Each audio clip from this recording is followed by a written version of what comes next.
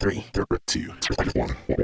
Yo, we got your back when you driving to work or driving home. If you on a plane or you at the gym or you home alone, all you gotta do to listen to the shows, turn on your phone. Two Ugly Nerds podcast, tell you what's going on. This is the podcast. Eric is ugly and would not judge anybody else. There's no other insult.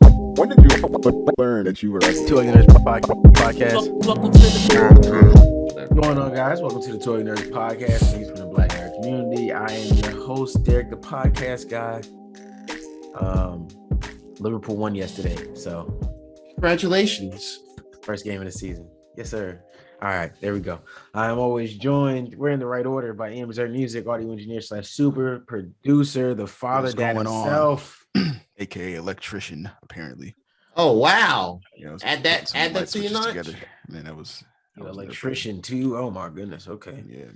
I'm saying Just house leveling duties, up. all that So you're stuff. not just an electrical engineer, you're an electrician. Wow. YouTube electrician. Wow, man. Graduated from YouTube University. What can't this guy do? Right. What can't he do? I Crazy. gotta step up everything. Really Amen. bad at math and geometry. I'm bad at math, says the engineer. Don't ever say that again. Calculators. Don't ever say that again. Y'all walk around back in college. Oh, linear algebras. I'll never forget how they put the word linear and suddenly it's immediately more involved. It's way more involved. Yes. How linear algebra get worse? Shouldn't it be straightforward algebra? Exactly. Nah. It's the biggest swerve in history. Nah, it's all this Damn. algebra. It's all crazy. I Yeah. don't get it. And Man. the formulas associated. Memorize all. Hey, shout out to everybody that got an A in linear algebra like me though. So gang. I gotta be in linear. Hey man, shout out to y'all too, man. It wasn't Shout out to y'all too. shit wasn't easy, nigga. You know what I'm saying? Y'all for y'all that got them C's now. Hey, I don't know. Man, I try don't again. know, Try man. do better next I time. don't know, man. Differential equations might knock you across the head if you getting C's in linear algebra. I got an A in differential equations. Hey, shout out to the A gang in differential equations. I'm so Okay. smart. Yeah, I think it was a teacher thing. But, Again, Yeah, that's y'all true, so too. Yeah, smart yeah, that's for true. getting the right teachers too. That's true. That is true. It is a teacher thing or a professor thing. All right. Also always joined. Somehow we got into all that before introducing Yeah. drama. It's probably Jeron's fault, but also it's all my fault. It's all my fault today, yo. Geronimo, Mr. Nintendo. it's the Nintendo. What up? Got the Pokemon shirt on today. Oh, the Pokemon. Eevees. I always They're like all the shirt. EVs. All the EVs. Gang. And Always who's right there in the front, Dro? Oh, that's my let's double check. Yeah, Who's that's my boy. That's No, that looks like he's in the middle behind somebody. So wait, He looks like he's in the middle behind somebody. I don't know. I'm just saying who's right in the front middle, Dro. It's the really front just one middle- answer. Oh, The bottom middle is what he The means. bottom right there. See the Talking about front, talking about Flareon. front and center. All right. All right. I'm Okay. just saying, I ain't make the shirt or nothing. You All you right. bought it. You bought I that did shirt. buy it. I did buy So it. what I'm saying is, Is that from weakest to strongest? you probably It might as well be because Vaporeon is probably the best From- one. from weakest to strongest. So Vaporeon all the way at the back is the strongest, really? I'd say it's the top, or I guess it's the back. It's supposed to be like. Hey man, whatever pocket. y'all gotta do to try to put Flareon down. Ian don't even hate Flareon. He just jumping on it because he Yeah, thinks you it's are funny. just bandwagon like you hate him You know too. what I'm saying? Yeah, that's right. He Yeah, don't even give a fuck. That's the worst part. 'Cause Fuck he don't fuck the care. Pokemon named Flareon. He's just I doing know. it because I'm on the other side of it, but it's fine. I'm just saying. You see I'm a the shirt. Jolteon kind of guy. All- fancy. all I got- Flareon yep, front yep. and center. All I gotta Flareon say is front and They center. are He all ain't cut off circle- by nobody. all I gotta say is all the evolutions are circling the best one, and that's Jolteon. But anyway, welcome y'all again. Hey, Flareon ain't shit. It's just not Jolteon or Vaporeon. Yeah, I blame Pokemon Company, bro. They the ones made it trash for like 6 generations. I don't care what y'all say, man. I'm forced myself to use Flareon all the time. That's my guy. Hey man, hey, loyalty. My guy. Loyalty is rewarded. So good on you. Man. Good on you. All right, man. Honestly, I don't have like a random intro topic thing today. I thought I did, but Yeah, whatever. I got a lot of shit to put out before y'all see this episode still. So it is coming. It is coming. It's just the other two things y'all get aren't exactly time constrained. They're just captures of a moment and then reacting to that moment. So they don't have to come out in a certain like time. What we're talking about today kind of has to come out in a certain time. So but it's all coming. It's one of your weeks is gonna be packed with content. So there you go. We gonna just jump straight into Technically, Technically. just a quick one, because we got a lot going on today. Samsung had their Fold event. They announced the Z Flip 3 and the Fold 3. The Flip 3 received some updates, the biggest of which was the bigger screen on the back when you close the phone. Very cool. That was the biggest criticism for the first two. Mhm. In comparison to the Razer flip phone, because it had the whole screen was on the back. Anyway, I wanted to focus on was the Fold 3, particularly the under screen camera that they have on the inside of the phone. I think this is the first time that we're seeing a reputable developer put the camera under the screen and sell it in the United States. right. It's dope. Because we definitely, or at least he definitely brought the idea of this happening sooner than later. I think it was like in 2019 or something like that. And there were some in China that put the phones out and they're still working on the technology, but they were the first ones to do it over there. To have one be sold in the United States is like, it makes me, it gives me hope for that technology, for them to be putting R&D into that. Yep. Maybe big phone brands like whoever else is left in the cell phone market these days. Let's not we'll put hop on Chinese. this. Yeah. Maybe in 10 years, you might see the iPhone adopt this. Maybe. Potentially. I think it's possible. I think it just depends. I guess I'm sure they will, but it's just. I mean, granted, it's not like in their main flagship, like the Notes and the Galaxy Notes and the Galaxy S, whatever number. Also, 20, mind 30. you, this camera already has a front-facing camera on the front of the phone when it's closed, so they can afford to put that under-screen camera in the inside and play around with that, because it still has some issues. You can still like it still you see like a glare in the screen. It's like a smudge, but it's actually the LEDs that are transparent that you can see through the camera. It's really cool. Yeah. So they use some kind of software to try to mitigate the smudging, but it's not perfect. So, over time, I'm sure it's going to get better, and we're going to see some really good phones without a front-facing hole punch camera. Clean screen. So yeah, that's cool, man. Okay. That's cool. That's all I got for you guys. Cool. Nothing wrong with that. Okay. Where do we start? That's the question. No, I mean, it's pretty easy to start. Marvel's What If, folks. We got to see the first episode of Marvel's What If. Was it about 30 minutes long or so? Was it the run? Yeah, 30 minutes. 30-some minutes. And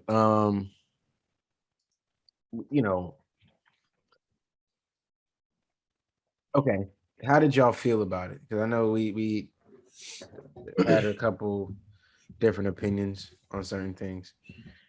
How did y'all just feel overall about the episode? Did you like it, dislike it? You hyped to see more? Well, I mean, go ahead. No, you can go ahead. Okay. I mean, I liked it. I wasn't like super like hype off of it, or to be like, I'm like go on Twitter, be like, yo, that What If episode. It was just kind of like, that was cool. Yeah, covered the first Captain America movie. I mean, anyone seeing the trailers, the recent promotion, you know that they're showing a lot from this first episode with like Captain Carter getting the super soldier serum versus Steve Rogers. So so in the things I did like about it, I will say, I like the art style. Not so much as like it's no, it's not like a super like amazing like standout groundbreaking thing like into the Spider-Verse movie and stuff like that. But I think it's a nice, clean, distinct style for the Remind me show. of the Dragon Prince a little bit.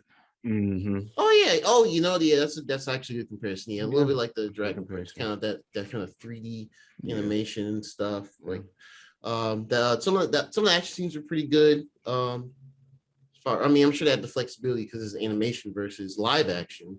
So you get a little creative, like using the shield, or at least her using the shield to like she like kneeled down and like shield the whole like tank or something as it came through. So that was pretty neat.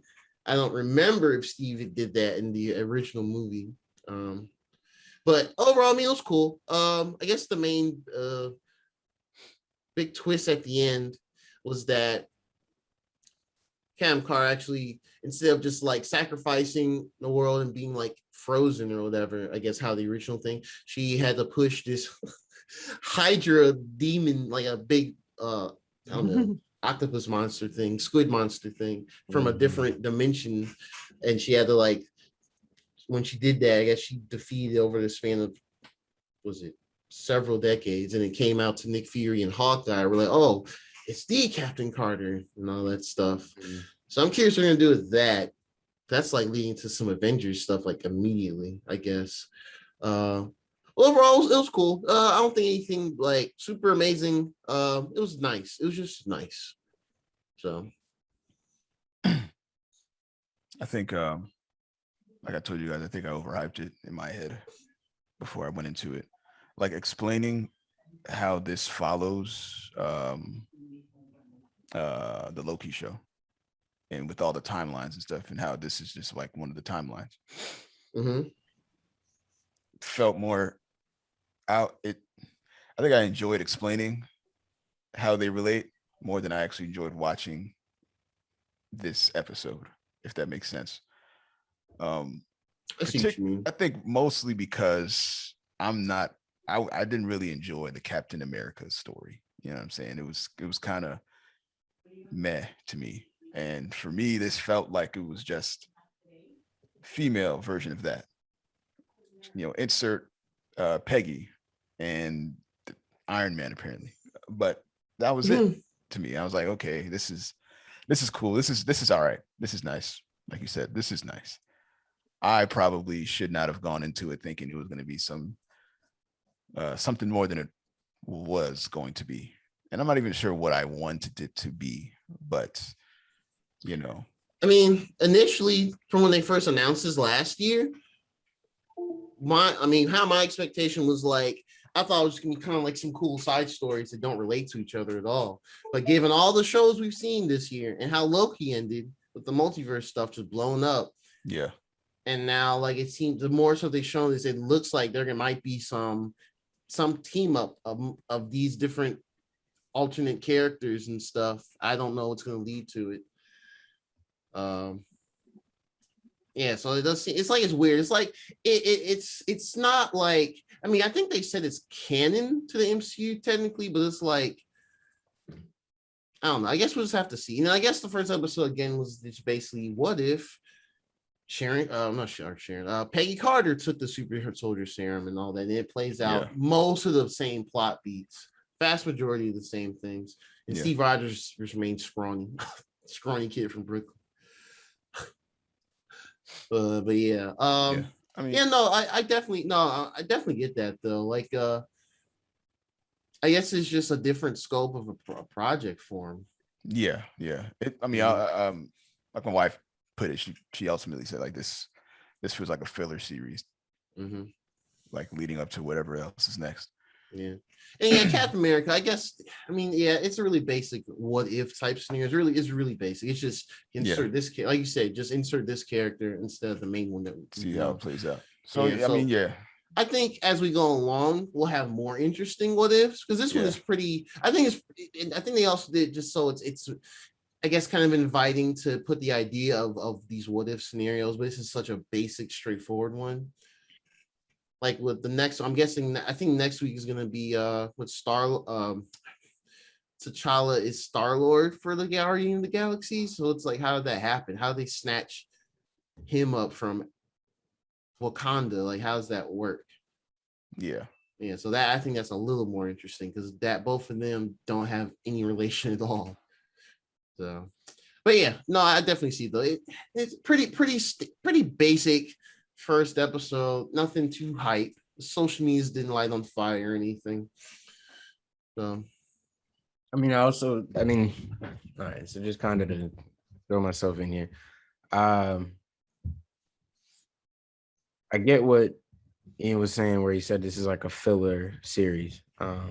It definitely is. It's not necessarily affecting anything, and it's just showing us. Now, I did think this was going to be an anthology, so I really did think it was just going to kind of be individual stories of random scenarios of characters who have switched places, explained by whatever random reason that things happen differently here for whatever reason, and there you go.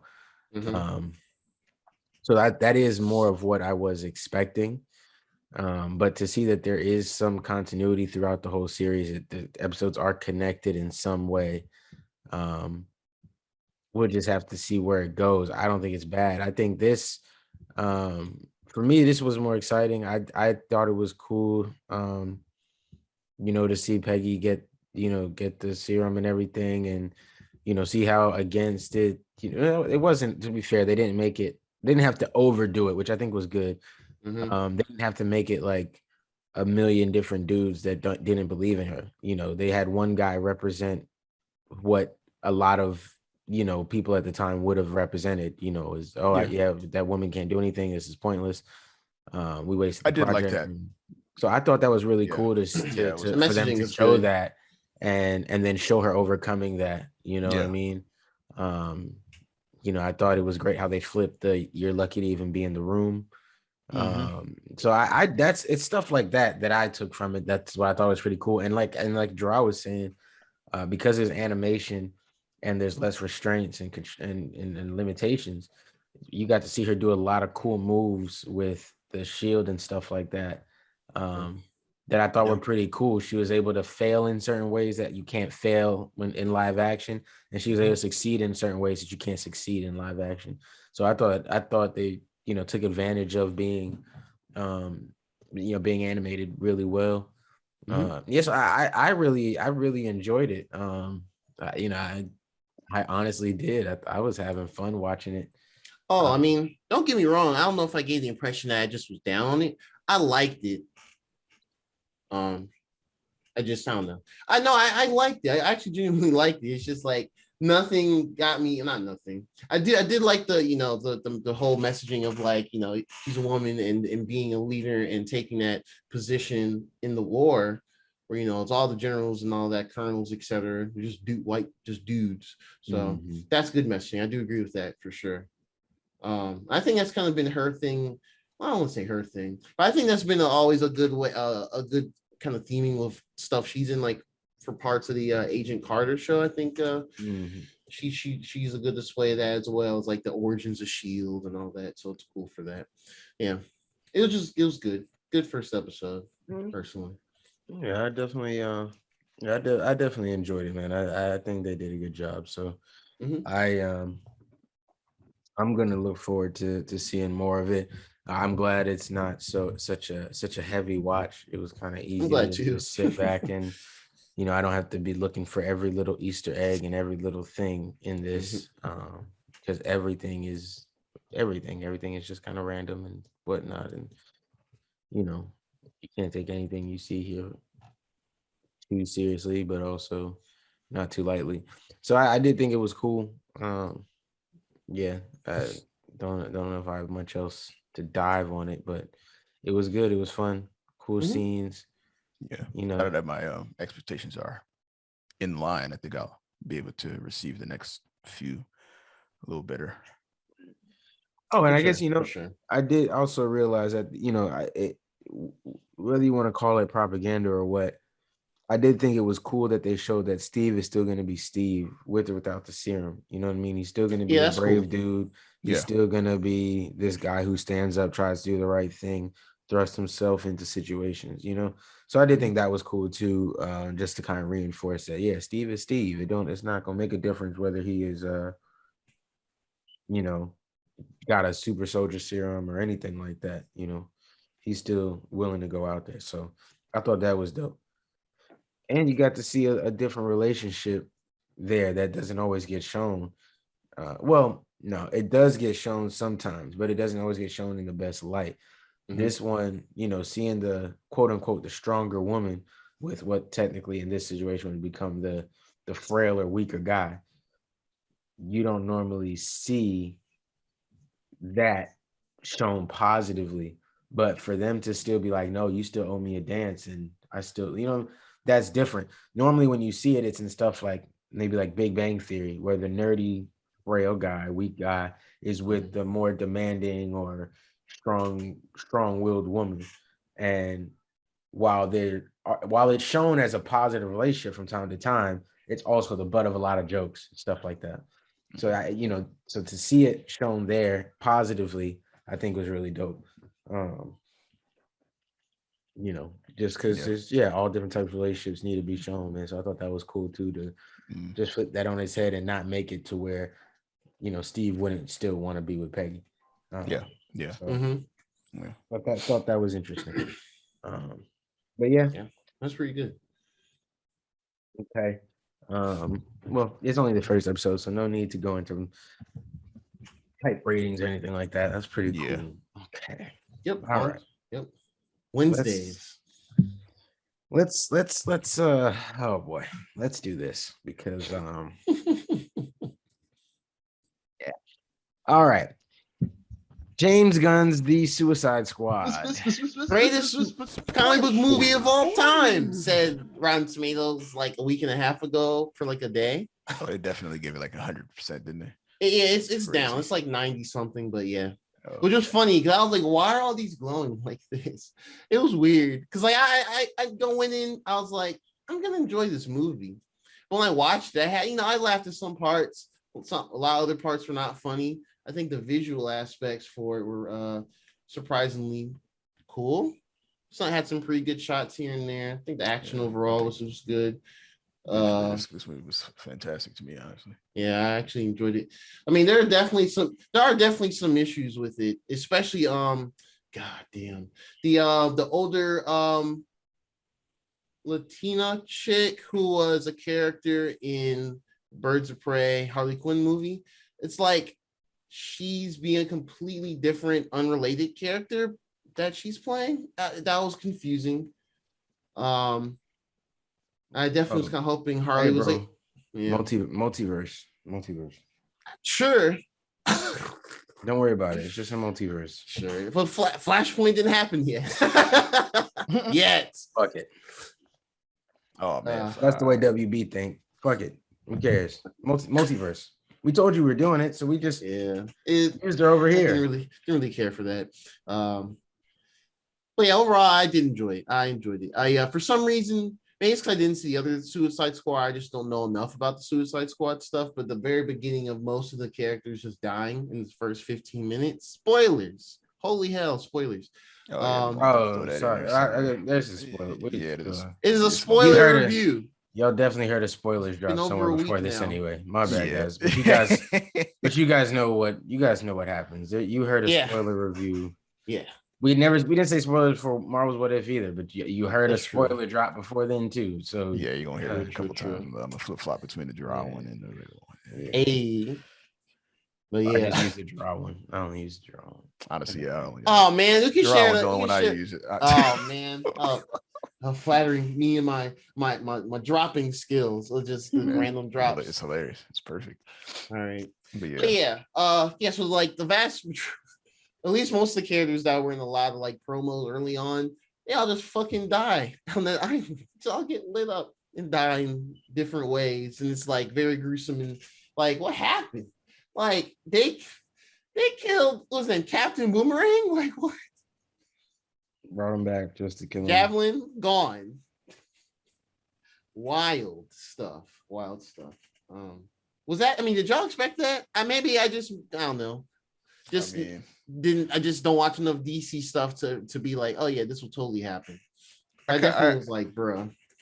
I kind of expected everybody to catch that L because I feel like that's too. That's his but style. Not like at the same time. In the beginning. I mean, it's actually kind of good he did that because the first thing I thought of when they first announced, and we knew James Gunn was doing this new Suicide Squad, and he announced like all the actors that were in it, and it was like almost 20 people. I was like, how are they gonna balance this in one movie? That's vast majority of them are underdeveloped, and this is the way they did it. Okay, that makes sense. Yeah. Kill off over half. That's fine. Yeah, makes sense. Yeah. It was very entertaining. Yeah, look, it was an entertaining movie. It was entertaining. All right, there got a lot to get off his chest. Go ahead, man. Go ahead. So fine. I get it. Here's the thing. I'm not sitting here like being the Suicide Squad, like defender or be like, oh, you can't do this with them or something like that. That's fine. Amanda Waller sending out a team to die, fine. She sent Flag with that team. Oh yeah, so that was one thing I was curious about. That doesn't make any sense. Flag is literally her guy who controls them all the time. Even if she sends another person like Bloodsport or Peacemaker, not Peacemaker, but somebody like Bloodsport or Deadshot, if she sends them with the Suicide Squad, and it's supposed to, they're supposed to lead them, but Flag is involved. Like they're the person who's going to make certain decisions, but there are situations in what's the word I'm looking for? They might make some tougher decisions, be willing to do some dirtier things than Flag will do from time to time. Mm-hmm. But the idea is Flag is always a constant. Like Flag is her guide. Like they didn't establish that there was any reason for Flag and Waller to have any sort of distrust. And then they instantly they make Waller put him on a team that gets smoked at the beach without him knowing. He only happens to get saved by the local rebels. And that don't make sense. A prisoner or a criminal who was fighting. Flag? So he just works for Flag is just a loyal U.S. soldier. That's Flag's whole stick. And that's interesting.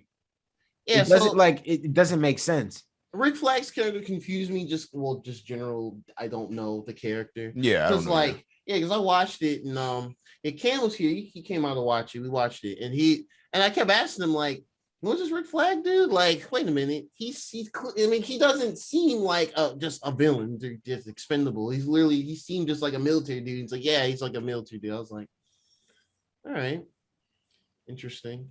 Mm-hmm. Yeah. So they just like, was he in the other Suicide Squad movie? He was. He's in the first one doing this exact same role.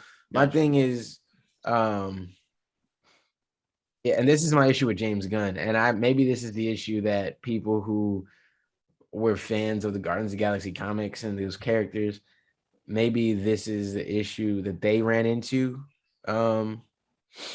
with that movie, and I didn't hear them as much as I'm not hearing much of what I'm saying out there.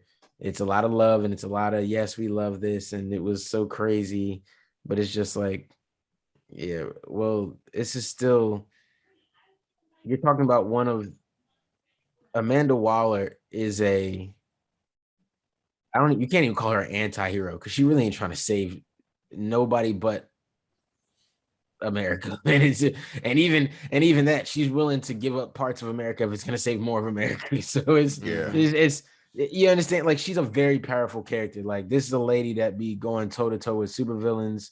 It's like she don't care. She'll look Darkseid and Vandal Savage in the face like they nobodies. Like, you understand, Amanda Waller is definitely ruthless. But there is levels to her shit. Like, there's a reason she does everything.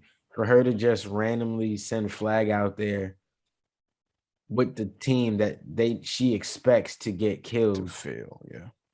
doesn't make sense when Flag is your guy. Now, if Flag was sent to make sure that they did what they did, he had inside information, and then he was able to sneak away before it, you'd say okay. But that didn't happen. Flag didn't know what was Well, going on. There was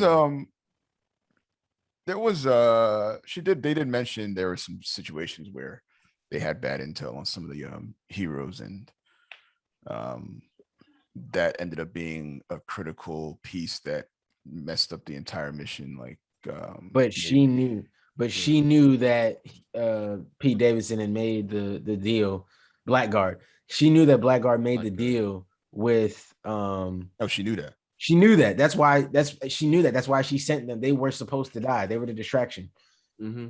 That's why when Idris Elba, when Bloodsport lands, and he was like, "Yo, we're hearing noise off to the west or whatever," and she was like, "Ignore that. That's your distraction. Keep going." I knew that was gonna happen over there. Don't even trip over that. And Flag is with them. I guess she just knew that Flag would make it out of there. Nah, man, that's not no. Hmm. No, you don't throw me into an area where I'm literally being ambushed and my whole team dies and just Because that me, the regular human, is gonna make it out. No, nigga. not only was he there, but also Harley Quinn was on that squad too. Yes, and so that's what I'm saying. Well, here's the thing. I can live with her feeling like Harley's expendable. Anybody of them is expendable. But I felt like that, Harley that's what I was makes- thinking. makes- I was that thinking I can live with. Not Flag though. Again, any villain, if she sends on that first team, I got no issue with it. Harley being on that team and making it out, no problem with that. I really don't have an issue. That is fine. Like she could have said, "Fuck it." If Harley's as bad as she wants, then she'll get out of it. And if not, then fuck it. I'm rid of a problem. Like that's in the beginning of that sequence, Chris was asking me like, "What is Harley Quinn's power, man?" I was like, "Bro, it's luck. That's what it is." yeah, plot more or armor. less, yeah. Like, she just she's not supposed to somehow die yet. survives all the time. Yeah, she ain't supposed to die.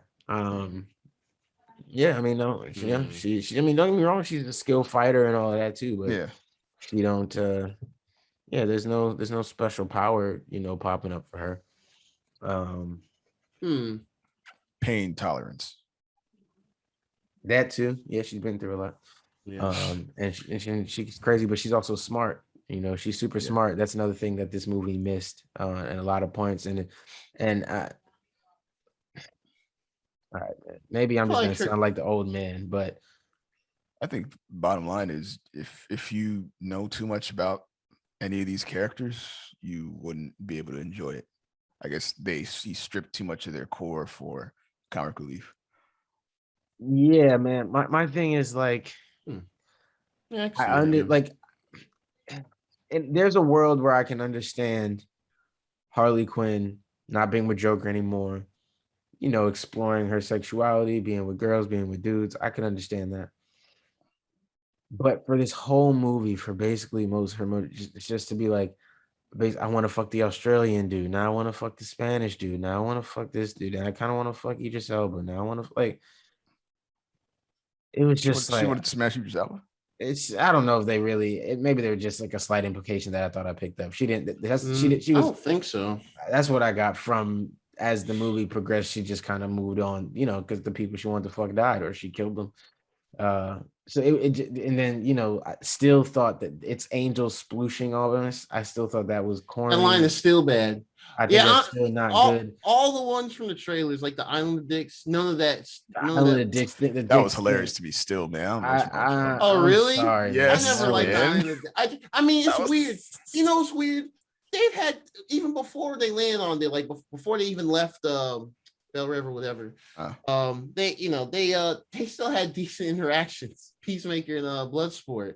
Like I thought the whole bullet stuff was like, oh, he's basically has zero my powers, except better. Like, I don't know, just funny, just jabs. Yeah, all those jabs were all right. Yeah, the whole I can, who got the bigger body count? They're killing everybody in the that was a good scene. That was a really good scene. That was hilarious. Stuff like that was really good. Not that they weren't supposed to kill any of those people. Yeah. Yeah, just did anyway, just to see you could get more on some time crisis, high score shit. But people that were all chilling, relaxing, and none of them were Wild. fighting back. That's why y'all got them killed on me, first of all. Wild. Yeah. But no, yeah, like that stuff to me. there were good moments in this movie, and that's what I can say that yes, this movie is enjoyable at points, at parts. But a lot of it is just like, okay, that doesn't really make sense for that character to have done that at all. No matter what kind of story you're telling, it's supposed to be Elseworlds or whatever. Um, it seemed like he just focused more on how much more gory and crazy can I make this movie than what was happening before. Yeah. And I mean, no, that's cool. Like I respect that. I do. I really do. But That's a fun movie.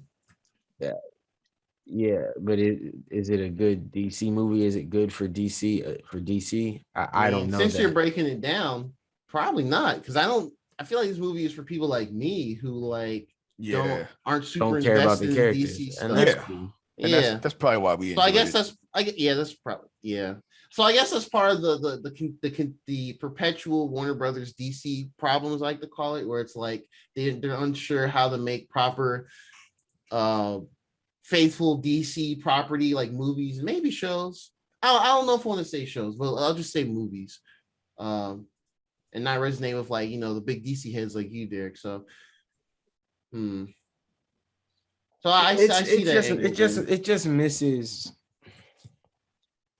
It just misses like little points here and there that are just like, it adds up to yeah, your yeah. I got you. and it's, you know what I mean, like there are good moments in it. I do like how they did Starro's character. I like how he's not just this villain for no reason. Like there is positivity through this movie. Like there is good stuff happening that I did enjoy. Like that's, you know what I mean. Like I don't think the movie sucked. Like it did not suck at all. I would not come out here and say that. But yeah, I don't know that it was this great masterpiece that people have been saying. And I also I don't think it either, honestly. and I and I, This is a fun ride type of movie. I don't mean to cut you off, but no, yeah. No, yeah, I agree with that. It is definitely more. To me, it's more of a fun ride. You could enjoy it with different people and it not be too deep, or them have to maybe ask too many questions about what's going on. Hey, it's villains. They're being sent to say stop some, and shit gets weird.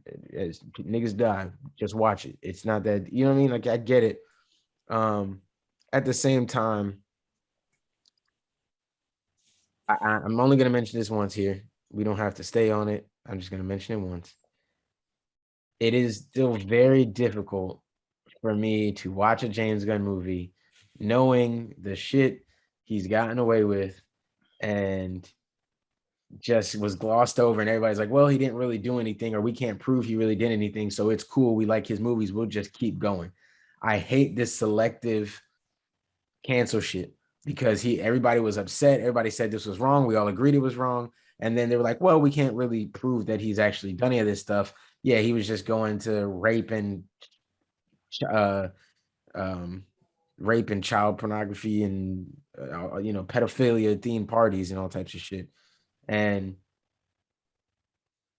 I'm just, if you're telling me as a white man that gets to just be a mistake, or that was just a phase you were in, but then we get to watch your movies where you do where you kind of make a lot of those same fucked up jokes, and it's just you just know where to toe the line a little better now.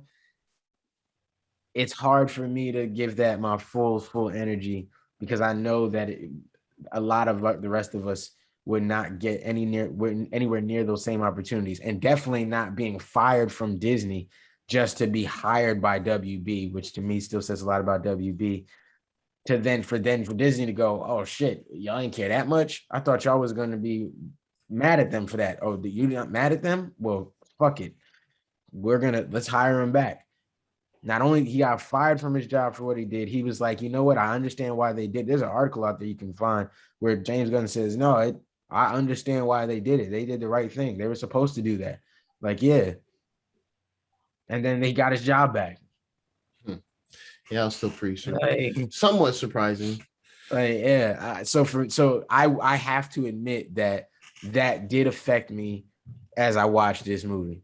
That did affect part of me watching it. Was it's hard for me to take those jokes and some things from somebody like that when the lengths they went to. Like, I know he didn't commit pedophilia or anything like that, or he didn't rape anybody that we know of, anything like that. But the fact that you went to parties themed around it that were in some way joking and making light of that kind of stuff, to me, that's already too far. You shouldn't just be able to make movies. What does that say about the imagery you're producing and shit like that? That's the type of stuff I think about. So to see it just be allowed for whatever, it's just like. But again, the movie's not terrible. It didn't ruin the movie. It did make it. It made me watch it more objectively, which is probably why I noticed more of the things like, Flag being just sacrificed more or less for no reason and shit like that. That might have been why I was more aware of it, because I was already, it's just, I don't know. It's just interesting to see James Gunn. There's a lot of black people too, oh, James Gunn is just the best, and he's just, I guess, and he's good, but I don't know. I think he definitely, even if I take myself out of that, he definitely misunderstood some characters in this movie, which is what people try to keep saying is the issue with like the Zack Snyders and Christopher Nolan's, and where they don't understand this character. Well, okay, so James Gunn ain't the best either. He don't understand Amanda Waller. Like, yeah, she's heartless. Yes, she does a lot of fucked up shit. Yeah, she's willing to sacrifice damn near anybody. But if she got one loyal man that is literally the constant on her team, and he ain't got no superpowers or nothing, he just a loyal dude to the country. Like, he's high, you know what I mean? Like, he's a high value asset to your team. You don't even have to put a chip in his back. He go do whatever you feel like is right. Now, to me, it would have made it more impactful if Flag was in the loop for everything that was going on, and we can just zoom through this. If he was in the loop for everything that was going on, and then when he sees or he learns about the information about America and Starro, he goes, yo, fuck this. And then he really says, I'm done. And then that's when Peacemaker, without being directed to by some secret directive that makes it seem like Waller knew that when Flag saw this information, he would want to flip on her, which again, there was no build up to that. Nothing introduced that to us. So why would she have had Peacemaker on a secret mission to make sure an extra secret mission to make sure nobody saw the tapes or it never got out? It doesn't make sense to the point where you're willing to kill Flag over it. It just didn't make it. That didn't make sense. I understand that. I understand that there was more stuff going on and we had cool moments leading up to it and it was a cool fight, but it didn't make sense. And it's okay to say that, like, objectively, it didn't make sense. So, I think everybody's objective was to make sure the tape thing was destroyed. And then I think it was until they found out that America was responsible for it, that people had to change their heart. Like, okay, it's not something that's just going on over here. It's something that we started over here. Yeah. So it was just Peacekeeper that was so determined to finish the mission that he just didn't care. He was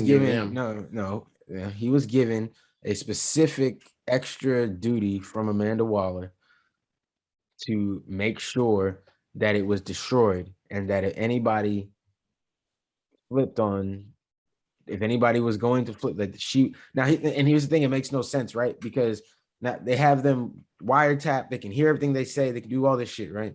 So if any of them said, yo, Amanda, we see this tape, like it's America's fault, this is bullshit, we want to turn it off, she can literally flip a switch and blow their head off. Well, at that time, they didn't have communication with them. It wasn't until the tower was destroyed that they finally got communication with them. But my point is that when she was in the tower, when they were in the tower, they couldn't communicate directly with Amanda. Right. But Amanda knew what information was on that disc already. Right. And she knew that when they got it, or when they got down there was a chance for them to learn what was on the disc. Right. So now Amanda either believes that somebody in here is going to be upset with that and want to turn that information over, or she thinks that basically all of them would be upset, and the only person she can trust is Peacemaker to get it all the way done. Because Peacemaker is supposed to be the character who represents the crazy white dudes out here who do shit like storm the Capitol. Because Peacemaker is the dude who thinks he's doing the right thing all the way to the end, even when he's clearly doing the wrong thing, because he's following orders. He's doing what he was told. He thinks this is the ultimate justice. He believes that if this information was to get out, it would cause so much disruption for the American government that there wouldn't be any peace left. So for him, it's worth killing off his own teammates and the people he was with. And Waller knows that. So she played on that and gave him an extra mission. Yeah. I just watched the scene. He didn't know about that. He wasn't aware that there was a backup plan just in case. No. Yeah. And it doesn't make sense for Flag to, and don't get me wrong, yes, Waller doesn't trust anybody. I get that's what she was trying to establish there, but I just think it's odd to have put it in there as if I don't know. Maybe I'm overthinking it or whatever, but to me it seemed weird. So to each their own. I thought it was odd. I thought it could have been done better. Way better. I don't know. What do you guys, how do you guys feel about what you saw? I mean, I guess you guys did say you enjoyed it, and yeah, I mean, it have sounds to like think you of actually it. watched it with like more intent of like kind of, I don't know. I just kind of went into it as like more of a fun ride for the movie case, just to see what was happening. I guess I Those criticisms do seem valid. yeah. And you're probably not the only one having it. Oh, it feels like it. It feels like it. I mean, have you talked or have you read up other impressions? I of mean, it? I've looked around. I mean, to be fair, I haven't had that much time to dive too deep. So I'll be honest, I haven't gone searching. But just when you glancing around Twitter here and there and stuff like that, and just looking to see what people are saying, and it don't seem like people are saying, Maybe "Hey, this guy makes sense." It seems more like you might have to look in the Snyder people or something. I don't know, but I mean, I don't know. it's I guess possible, I don't know. when you I guess when you look deeper into it, I guess I just didn't look too deep into it because that was kind of like my impression of the movie from the surface, just kind of like a wacky ride, a bunch of characters that may or may not live, etc. Right. Yeah, I get that. I treat these Suicide Squads as like one-offs, wacky ride, Elseworld, non-canon movies, and I go into it without even actually knowing who any of these characters are. Like Rick Flag, I'm watching this entire movie thinking he's also somebody who's trying to get a lower sentence. I didn't know yeah. she was he was like a right-hand man or right-hand man to Amanda Waller and supposed to make it out of all of these missions. Otherwise, why would she? I mean, from the get, if we're gonna talk about this, why are you sending your right-hand man out to suicide missions? Well, it's pretty but wild. again, because it's supposed to be that like it's the way his character is, right? He's just supposed to be the guy who's willing to kind of like Peacemaker is willing to do whatever for peace. He's like that, willing to do whatever for his country. He's loyal to his country. He doesn't need a chip in his back. He's willing to go do these secret missions. That's what he wants to do.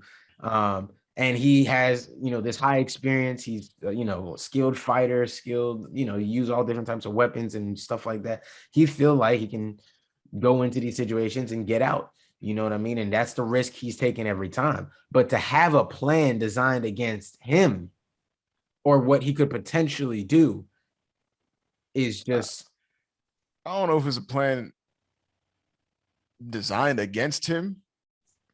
Well, this one in particular, maybe, but I guess one can surmise that that Amanda Waller maybe had hopes that he wouldn't jeopardize the mission for,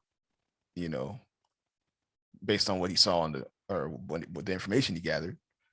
And back to the beach situation, that plan may have been in place with the idea that he can get out of it, like you said. I just think So, that's I just feel like that's bullshit. What you mean? well, What you mean? Like what I'm getting at is the character itself is bullshit. Rick Like Flag? this Rick Flag as a whole is a paradoxical character.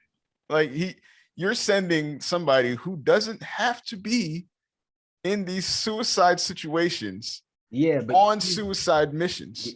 so he's your on-field operative representing what Amanda Waller herself is doing, right? Or is trying to implement. And typically, to be fair, a lot of times she only sends Flag whenever she doesn't have a known leader, like a set leader. She doesn't like the first Suicide Squad movie.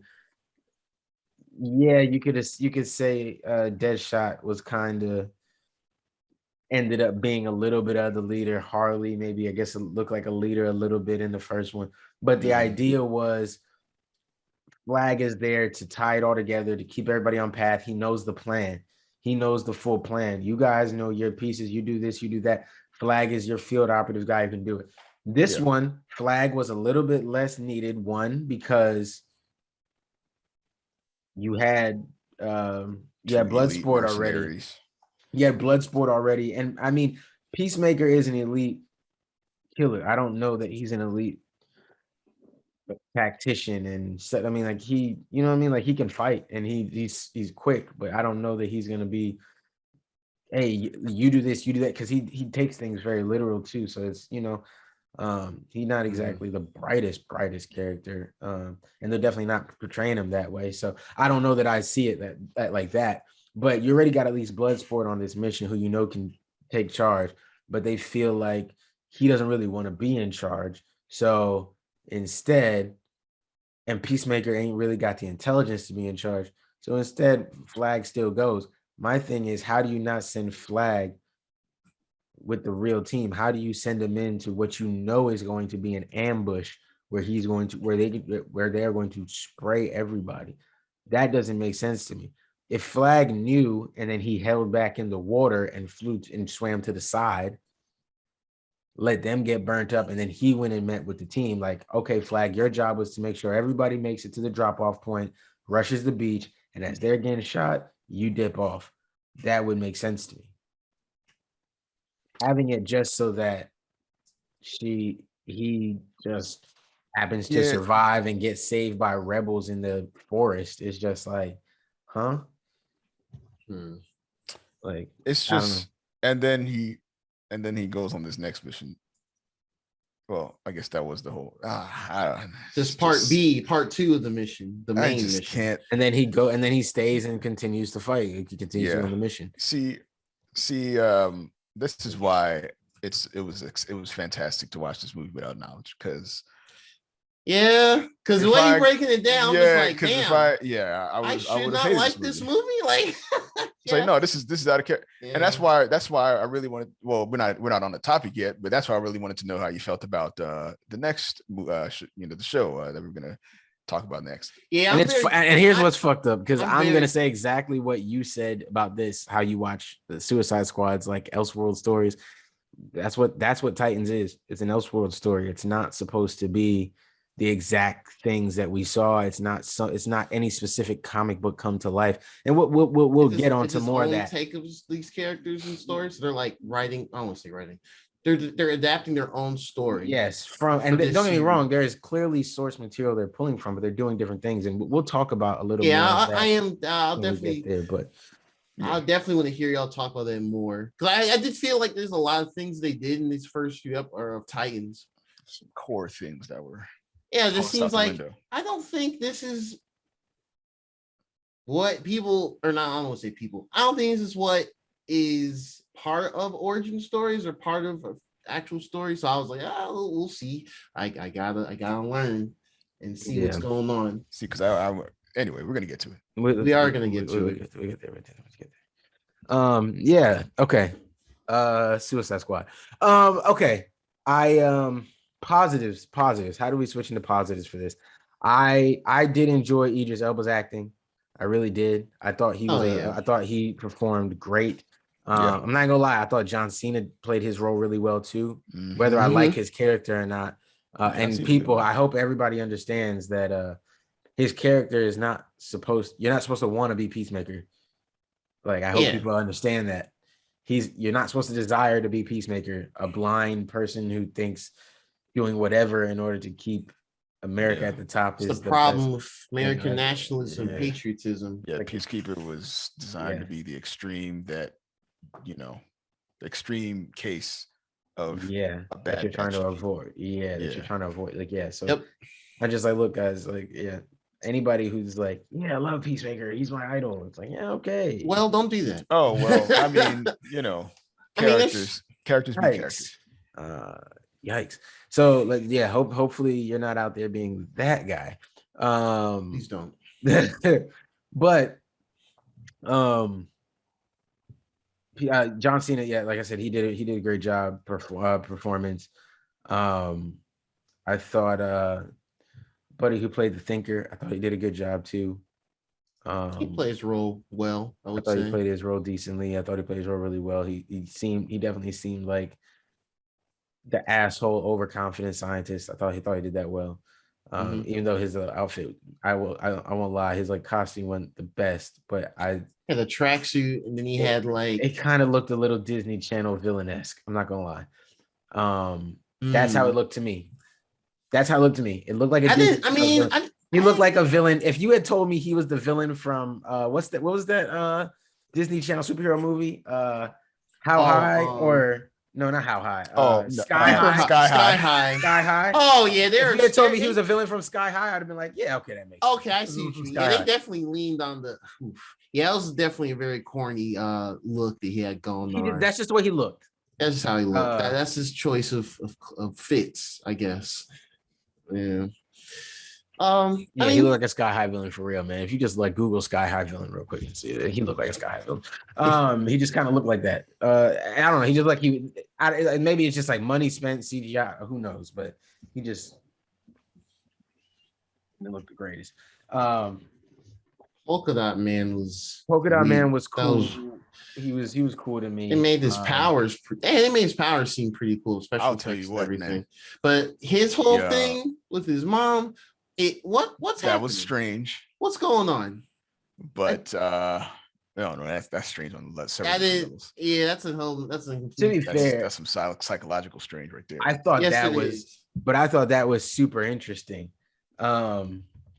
So Polka Dot Man not being able to fucking see his mom, like he sees his mom everywhere all the time, but his mom literally being the reason he's fucked up in the first place and being the cause of everything. And like knowing that some of his brothers and sisters are dead from it, some of them survived a little bit, some didn't survive at all. And him just, of course, he becomes like this crazy person. You know what I mean? Like, yeah, like given the backstory he was given here. So I just thought it was really cool for him to,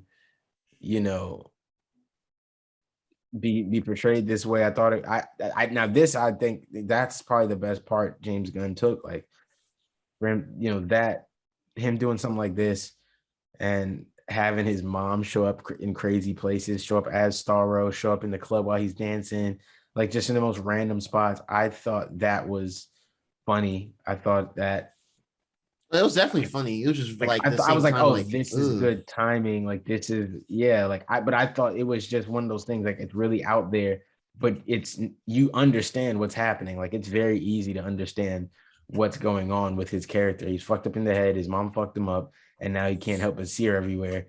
But sometimes when he sees her, he goes crazy and starts attacking. I just wish. No, we'll get to the end of the movie soon, but his character is really cool. I feel like he could have been utilized better and showcased a little better throughout some of it. I think he was definitely underpowered. Well, he's not overpowered, but he's definitely very strong. He's strong. He was strong. He just was underutilized for sure. If he had been used more throughout this fight, he would have been. Yeah, he would have got through way more. He could have pushed through doors. He could have done so much other shit that he could have done. So could have deleted entire regimes if he chose to do so with his polka dots. He was more of a He puked polka dots. yeah. Wow. Yeah. That is out Another there. character that was sacrificed for comic relief. Yeah. Yes. They all Yeah. had their yeah. Yeah, and honestly, I'm trying to remember. I think originally his dots all did different things. Like the dots, like different colors, Mm-hmm. were for different things. They were not just they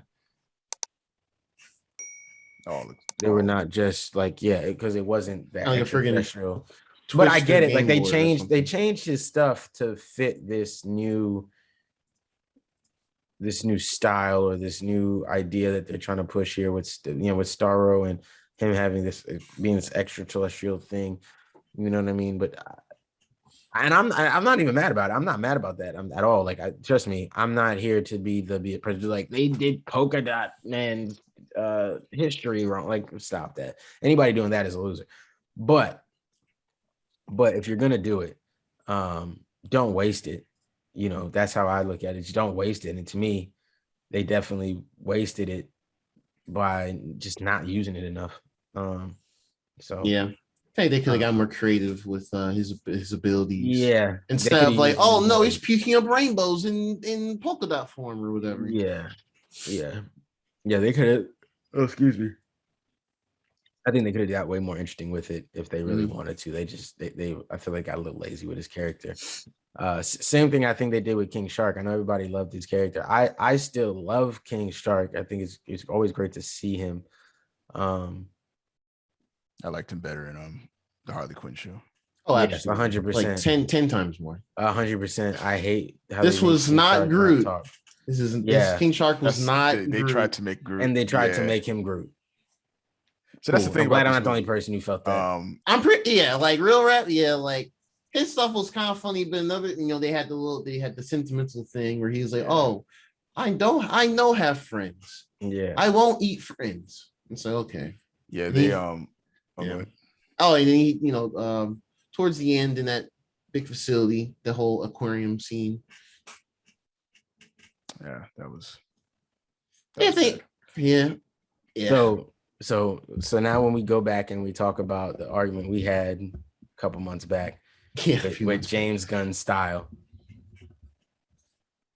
Okay, so I liked. Oh, go ahead. I was gonna say this is his style. Even if you go back to freaking Scooby-Doo, who's Groot in Scooby-Doo? Scooby-Doo. Scooby-Doo. Yeah. No, it was Scrappy-Doo. Oh, yeah. I'm joking. That was a joke. A bad one. So, but yeah, with that in mind, a lot of the jokes were predictable. The timing was predictable. In fact, the plot was predictable too. It was literally just Guardians of the Galaxy with DC Suicide Squad characters. Yeah. And with that in mind, I was like, you know what? I do want to see what. Let's see what Guardians of the Galaxy would look like with this coat of paint. You know what I mean? Like you always know what the next iPhone is going to look like when Apple makes it. True. That's true. And so what are the things we look for when we're looking to then go, buy that next phone? It's all right. Well, what is being upgraded? What parts are being changed? Am I going to have a better camera? Am I going to have it? All right. Nothing. Yeah. Cosmetically, you're going to look different. That's there it. You go. Like you said, we're going to give you a couple different colors than that other one. And it's the same shit. And there's that too. And that's why I said this movie is enjoyable. I understand people who enjoyed it, but I think there's a lot of James Gunn dick sucking going around. That is making this seem like the 10 out of 10 movie. And I do not understand why this man is getting this much praise. The movie is good. I think the movie is decent. I think you can suspend belief about even some of the stuff I complained about. I understand it's not like a big thing. It's not the biggest thing in the world. You can get past it and all of that. I do get it. But then you break it down and you go, this is Guardians of the Galaxy with some DC characters and a little bit more freedom because HBO Max allowed them to make this, rated R movie. So Actually, I mean, I went into this movie knowing that was going to be the case. You know, I did, and as I well. just kind of wanted to see what a James Gunn movie would look like if it was, I think that out was of a the lot hands of of Disney. our curiosity, to be Yeah. honest. Like, what were we missing from Guardians of the Galaxy? Essentially. Yeah. And Really, that's what this was. really Way more sex colorful, jokes. Way more sex jokes. Yeah, toilet. Gamora, Pretty much like toilet humor. basically humor for just sure. wanting to fuck every guy she sees. That's probably what would happen. Her fight scene with all the colors, and so that was an interesting visual. I give him that. That was really cool. Her escape fight scene. I don't know why they did that, but it was just cool, just for the sake of looking cool. But it also didn't fit. Yeah, like, it just was out why of nowhere. She didn't take a psychedelic or anything. So why are we seeing this as if we took just one? Look cool. It did, but literally why? just like if she did take a psychedelic, that would have made it. Just didn't make sense that it was there. It didn't. And like even when she stepped outside and was talking to them, and they appeared in the background, it was still like twinkling. So I was like, yeah, like, why did they do that? I mean, it looked cool, but whatever. It's kind of a weird thing. Yeah, I feel like that's like basic anime logic. Like just shit looks just cool do random for no reason. Yeah, just for no reason. I mean, and what I do want to give him credit for is the titles of the little acts that he would have. Oh yeah, that was cool. It started off really boring to me, like the sand and shit like that. Oh yeah, typical. But when they made it like the structures that were just in the wastelands shit, and it was like you saw the title, and then as the camera panned, you saw it was just like random junk.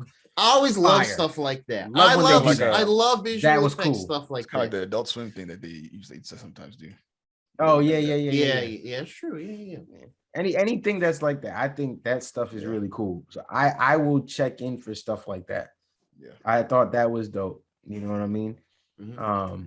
But yeah, man, there was just sometimes I thought they missed, and then I don't think we've said it here. I think I might have said this to y'all before.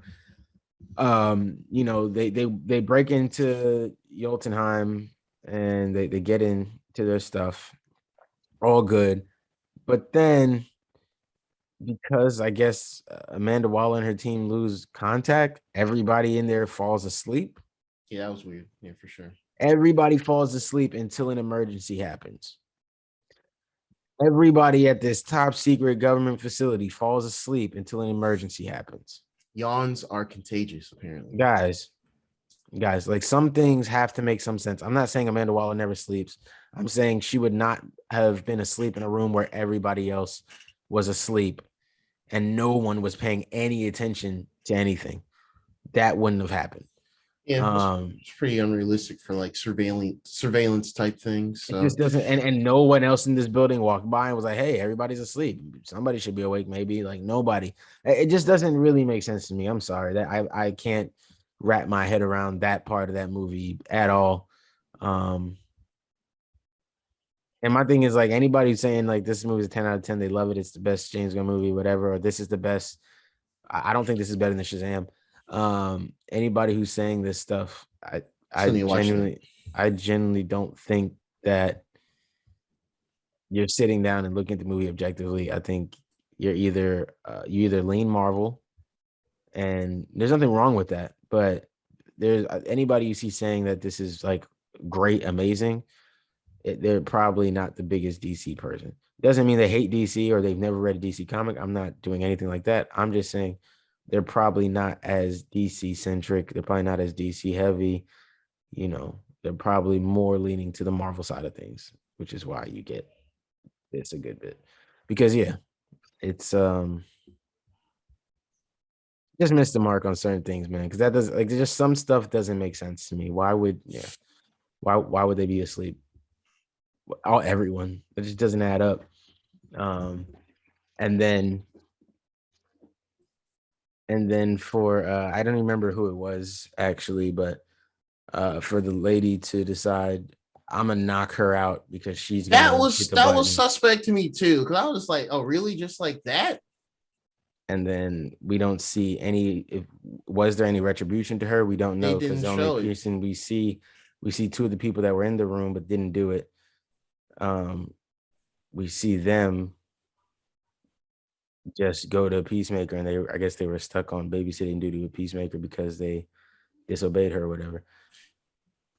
Yeah, there definitely should have been some consequence for that, like immediate. That was too Nothing. She convenient. was just in her office holding her head and oh, you won Bloodsport. And I just was like, That no, I agree with you yes. on that. Even with me enjoying the movie, that was definitely I was a like, big this, suspect thing. Just like that's way too convenient for the sake of this final act. like, So mad convenient that they hit there's that. a lot of convenient things just going on in that final act, honestly. So And yeah, so that's a lot of the reasons why I looked at this and went, I understand how you can enjoy this movie. I really genuinely do. I fully am on board for understanding how you can enjoy it. But you have to be objective about some of it to where you can say, yeah, I might have enjoyed this, but some of this was definitely bullshit. Like Oh, some of now this, now that it's not an eyes wide shut situation. You know, you feel like it's easier Yeah. to admit now. yeah, like this wasn't. Now this movie's trash. Nah, I'm just like, yes, yeah, I won't say all that, but this might be Aquaman. I'm just playing. hey man, that's how you get the clicks, man. hey, no, I mean, no, but if Top 10 reasons Suicide Squad sucks. I'll tell you what though, Just I go. bet if James Gunn did Aquaman, it might have been a little bit better. It might have been better. I mean, Those comic, can you do a like an Atlantean team up movie and have I don't know See- a shark? Damn, another shark, another aquatic character speak their name. I want to see James Gunn make CGI. something that's not a team up situation. Yeah, And see what that. Well, looks I mean, like. he's doing that Peacemaker show on HBO Max, so Oh yeah. Oh, okay. That's gonna be interesting. yeah. Okay. yeah, and I actually read up on it before. I stumbled upon it. Apparently, it's 8 episodes, and he's gonna be filming or directing 5 of the 8. So just over half. So That's gonna be interesting So yeah, I mean, I have no expectations for that either. because he clearly has a formula for these team up movies. Like, Yeah. what is he gonna do in a situation where it's a solo act? Yep. Anyway, Yeah. I want to see him. I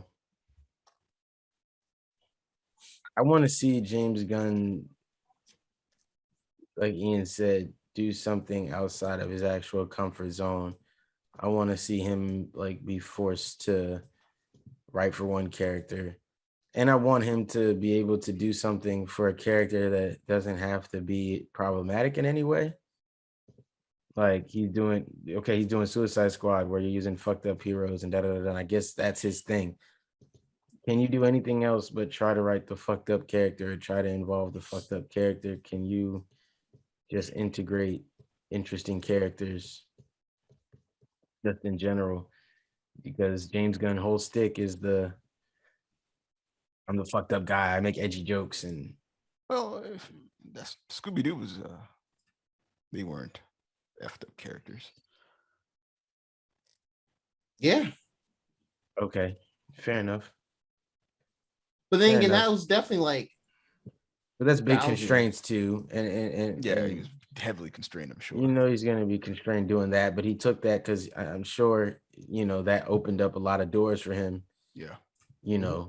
To do other shit for sure. So I'm gonna, while I agree with you, I can take that with a little bit of a grain of salt, because I feel like there's a reason for that.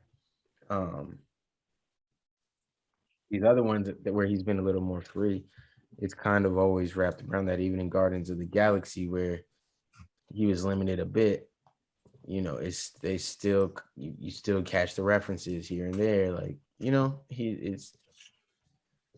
the guy knows what he's doing. He knows how to toe the line. He knows definitely now he seems to know what he can and can't get away with. And he toes that line well. And if this movie had been about random villains non-attached to anything, I probably would have enjoyed it 100%. I did enjoy it a good bit. So we need more Weasel characters.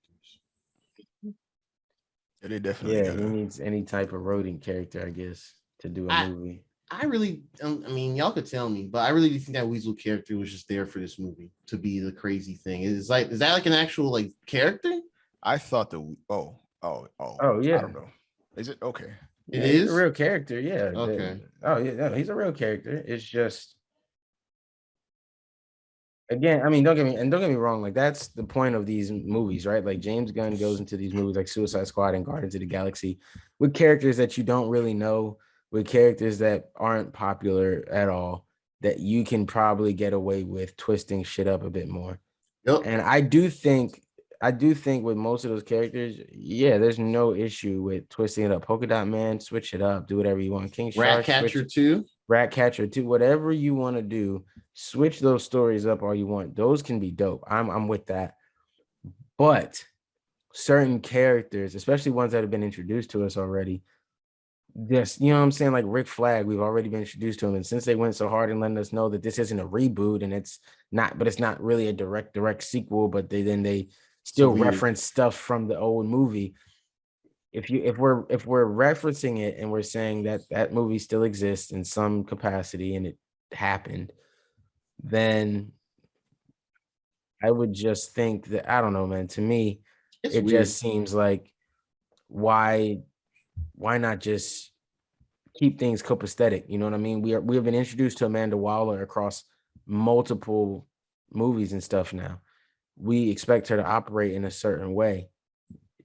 You have to stay kind of consistent to that. You know what I mean? Like, why would you just randomly do this to Rick Flag? And I don't know, man. It's just shit like that that I think he could have done better. But I'm sure the movie is gonna do amazing. I'm sure it's gonna make a shit ton of money. Actually, it has not been performing super duper well in theaters. Really? I mean, I've seen a couple of headlines of that. Like, of course, it's highly rated, but I mean, I think box office wise, it hasn't done tremendously well. But I think it's just due to one, of course, the pandemic. Oh Can yeah. never, of course, we have the Delta variant casting a lot of doubt on moviegoers now again, Mhm. and just overall, like, I mean, even with attaching, James Gunn doing this and everything we've already said, the DC movie like mind share just isn't strong enough to convince the average movie. I mean, it's easy to just flip on the HBO Max app and just go to the latest updated movie and watch it from there, whatever. But like going out to commit to the movie theater experience, everything that comes with it, the price, food, etc. Maybe not as many were wanting to do that because they said the Black Widow did good, but it's Marvel MCU, so Yeah. I have my gripes. And it's not rated R. And it's not rated R as well. Yeah, so that's that's less of a barrier of let me see ID and stuff like that. Yeah. So yeah, it is interesting. it. It is interesting. I mean, I'm sure it's still gonna be a success, but not like it's not gonna be breaking records, I guess. I guess, yeah. I mean, yeah, when you put everything in perspective that way again, while it does not diminish my enjoyment of the movie, it does allow me to see the critical parts of it and to see where it's definitely not this 100 or 90 some percent fresh rating aggregate score or whatever. Yeah, no. Which even then, I just was like, the fuck? Yeah. I thought it was just like, what some people like to joke about. Well, not joke. Some people, I mean, when the early reviews or impressions for a lot of the movie critic people, it's always like this hyperbolic, wow, this wowed me the ways I didn't expect and all that stuff, like like a wave of super positivity. And it's like, come on now, where's the real impressions? Right. And part of it. No, I definitely get that. Yeah. No, but I mean, it's warranted. Yeah. It might be, Yeah. I think it's just kind of how it is. So, I mean, I don't know. Would I watch it again immediately? Probably not. Nah. Probably not. Like, no. No, it was just It's a good one off. Yeah, it's a good one off. Be like, yeah, man, it was a fun movie. That's it. Yeah. Okay, fair enough. So y'all not interested in? I mean, no. What? I mean, no, I can't relate to a lot of the criticism just because. Well, not a lot of them. There's some I can definitely agree with, or just. It's just a lot of I don't know much of the characterizations and stuff. I didn't watch the first Suicide Squad because me, just the casual DC mover watcher, movie watching person, I just this seems kind of trash. And yeah. So I don't know. I guess I'm part of the demographic. No, I mean, my thing is, I get it. They tried to use this movie to entice people to get interested in the Suicide Squad, and in hopes that this would get more people to just want to come out and see it from that average movie. From the people who may or may not see it. And that's kind of what Guardians of the Galaxy did. It got random people, to get out and go see it after it did so well. This, obviously, it's a pandemic and there's other factors. I'd be interested to know what the HBO Max numbers look like later, if they ever tell us. I'd be really curious to know about those. But yeah, all right, man. Y'all On got to a the rating? next. Y'all got a rating? I need to keep track of my ratings, man. Really don't. It's not Aquaman tier It's not. as a whole.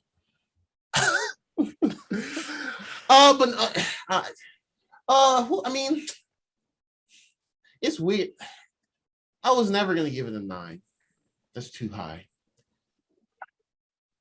As far as like a movie and like as far as beginning to end, my enjoyment value of it, I'd give it an 8. I think I would give it an 8. I was gonna go with before knowing anything, probably like 7.5. 7.5. You're gonna say before you knew anything? Before I knew anything. You're gonna say 7.5. Yeah. Okay. Yeah. I mean, I'm just giving my score from when I finished watching it the other day. Yeah. So last week. So Draw's 8.5, Ian 7.5. Oh no, No, 8. 8. Oh, Draw 8. My bad. Solid. That 0.5 means a 7.5. lot of things. Yeah, my bad. I just gave it an 8. That's close to 8. 9. Ian 7.5. Yeah. I'm gonna put it at a 6. I understand that it could be an enjoyable watch. I'm sure one day I'll get high and throw it back on again. No, you won't. Stop lying. I know. I really do think I will. Like I said, it's not a hate movie. And I feel like there's still things that maybe I missed. I was intending on trying to watch it again while I was doing some of these work trips, and I just wasn't able to make it work well in a comfortable way. So I didn't do it. But I'm curious. I do want to see it again. Like, I am curious to be like, yo, maybe there's a part of this movie I missed, that was better. I thought Flag and Peacemaker were going to come to some sort of agreement. They didn't, but then there's things like the payoff with Idris Elba shooting the bullet through Peacemaker's bullet. I thought that was really good. So, and I mean, I guess we can, we gave ratings. I forgot to say something about Starro. He looked good. Yeah. He looked good. I thought he looked good. Yeah, and also there's no guarantee that Starro's dead in any way. So yeah, because I mean, it looks like he's probably just a one-off elsewhere.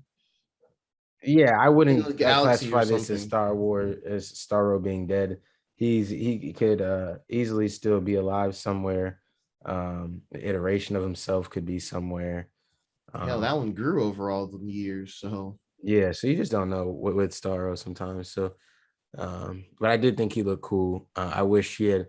I'm actually glad he wasn't like the villain. I wish he had. I wish he had been able to showcase a little more, maybe, and maybe even communicate a bit better.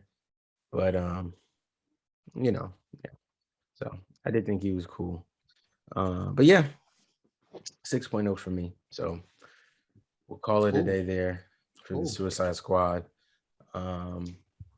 I do want to hear your thoughts on it. Please comment in the YouTube comments, Instagram comments, wherever you comment, and let us know about the Suicide Squad, what you liked about it. Are you one of the people that thought it was crazy, amazing, and good? Or are you one of those people who's like me, who's like, yeah, it was all right, but there's definitely some things off.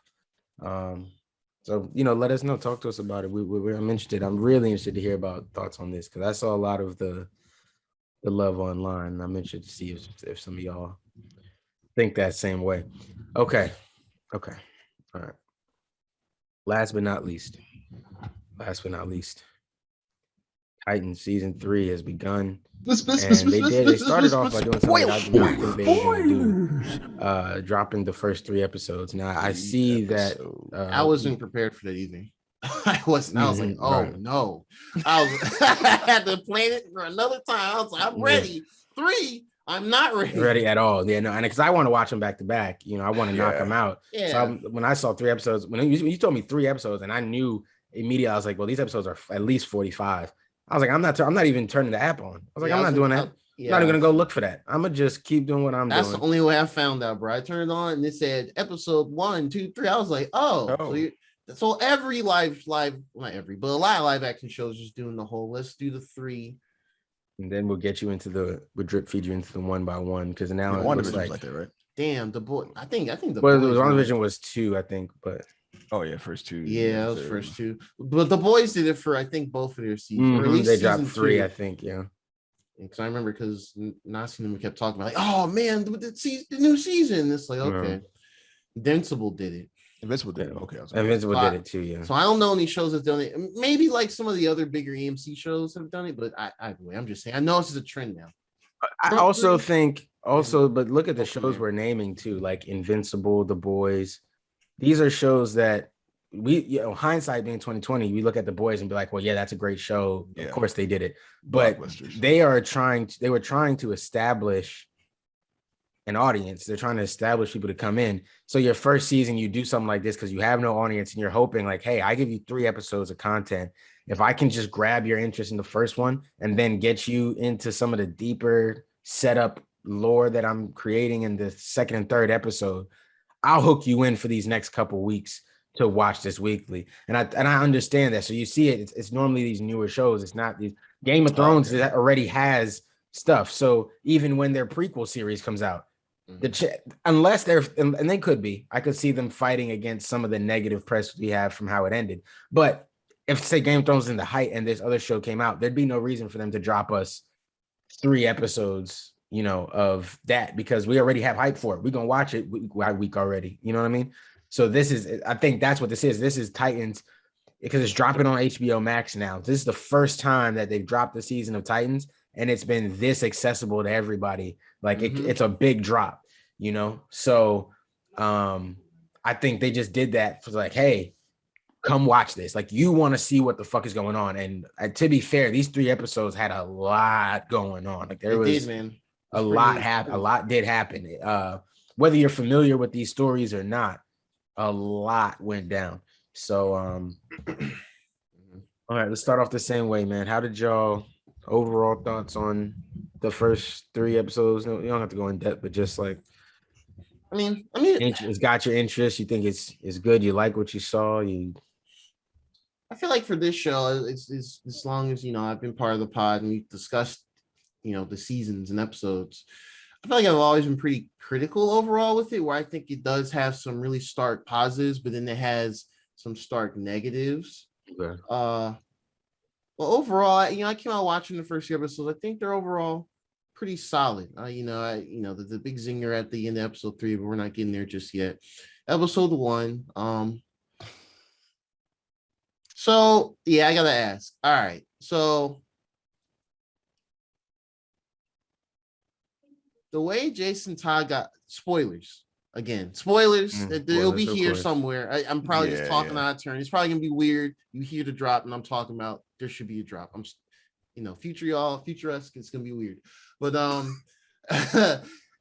Jason Todd getting put down so easily. What's going like that seems so strange. Like I had to rewatch it because I thought I missed something of how he got knocked down. But you heard the hee hee ha ha as the Joker laughs. He looks back and you see somewhat off-screen Joker just knock him out legs. They mollywop him real quick. And you see Joker legs, Joker socks, Joker shoes. You hear the Joker laugh. Don't see the Joker face or the body or anything. It could be anybody. It could have been. It could have been me. Could have been anybody. Bro, You're right. Sorry, it could be anybody. It was me, y'all. I played him. I slimmed down that particular time last year. Y'all didn't know. And I picked up weight again. Here I am. You got them ankles, boy. You got the ankles. You got the ankle. Caught the right angle. You know what I'm saying?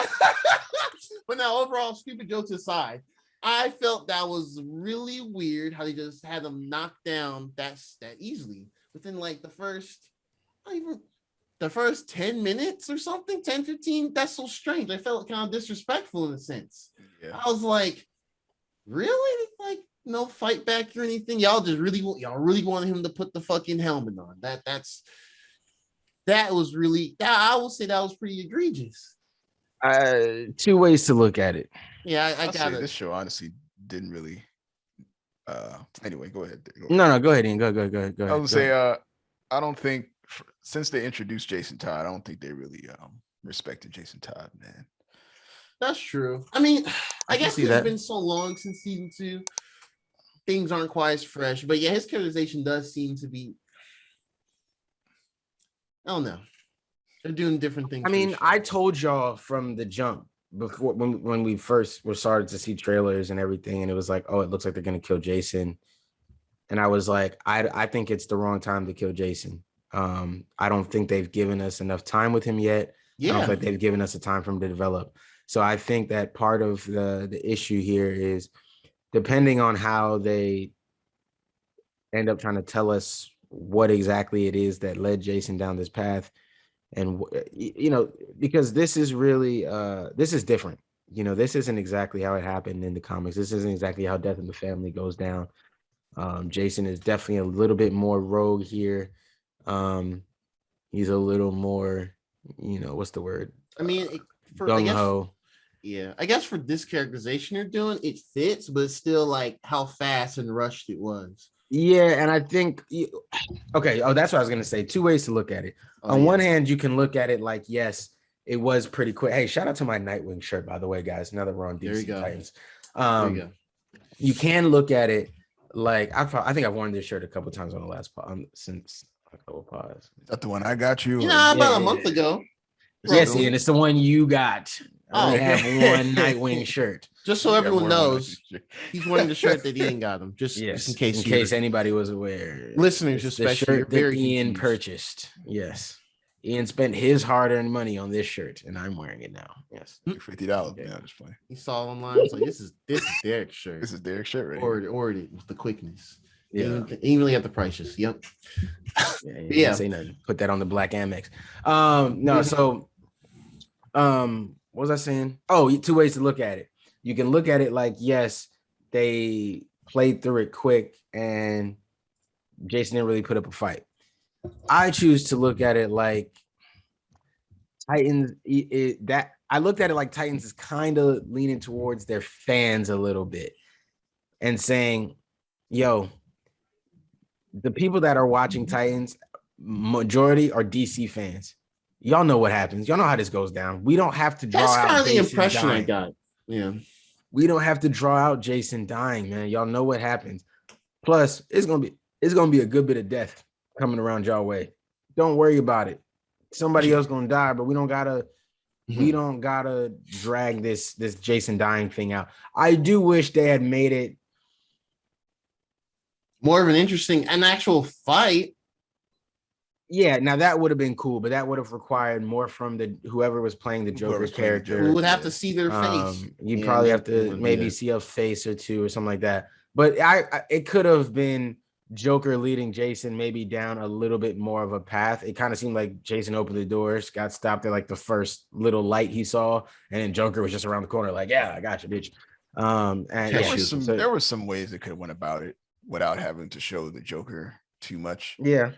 Mm-hmm. Like they could have had a situation where maybe we're seeing the fight on the tail end of it, where Jason's on the floor, battered and bruised, crawling away from Joker, and then he starts putting the last beatings on him.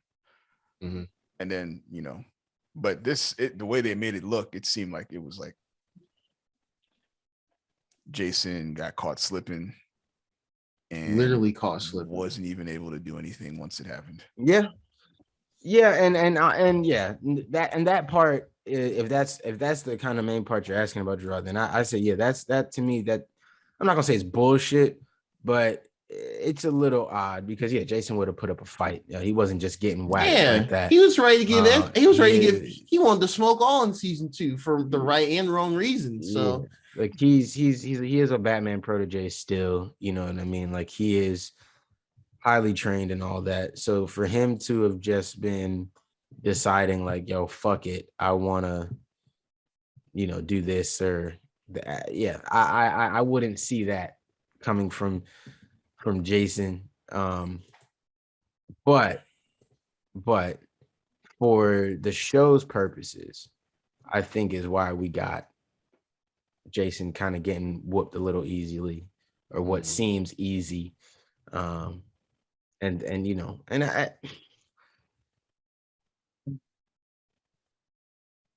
I don't think it was a bad thing because they brought him back so quickly and they didn't really waste much time with it, but that is, I will say that's maybe my first knock to it, even though I enjoyed these first 3 episodes. That's probably my first knock to the show. I don't think they showed enough of the grief well enough. Not when Jason died. And I know that obviously the team had its problems and, that's why Jason went back to Gotham and all this type of stuff. But I still would have thought that when they heard Jason died, there would be more. They would have showcased them being sadder about it, being more broken up about it, more feeling like, yeah, this is our fault. Like we could have saved him if we had kept him here with us, if we had just not given up on him, like anything like that. You know what I mean? Mm-hmm. I just expected to see more of that, and I didn't see any of that. It was just kind of like, it was whatever. And then most of it was Nightwing, who didn't seem emotional at all. Other than saying, yeah, it's hurting all of us. Like, when somebody be like, yeah, we're all hurting. And you're like, nigga, you're not hurting. Like, you don't mean. They're just saying just for like, you're just saying that to try to make me feel better. Or whatever. Yeah, like you want me to feel better, but it's not really, you don't really care. And I know you don't really care. You know what I mean? Say you said it. You're just saying it. So that people can say you didn't say it. So you can't go tell nobody. I can't go tell nobody that you ain't say it.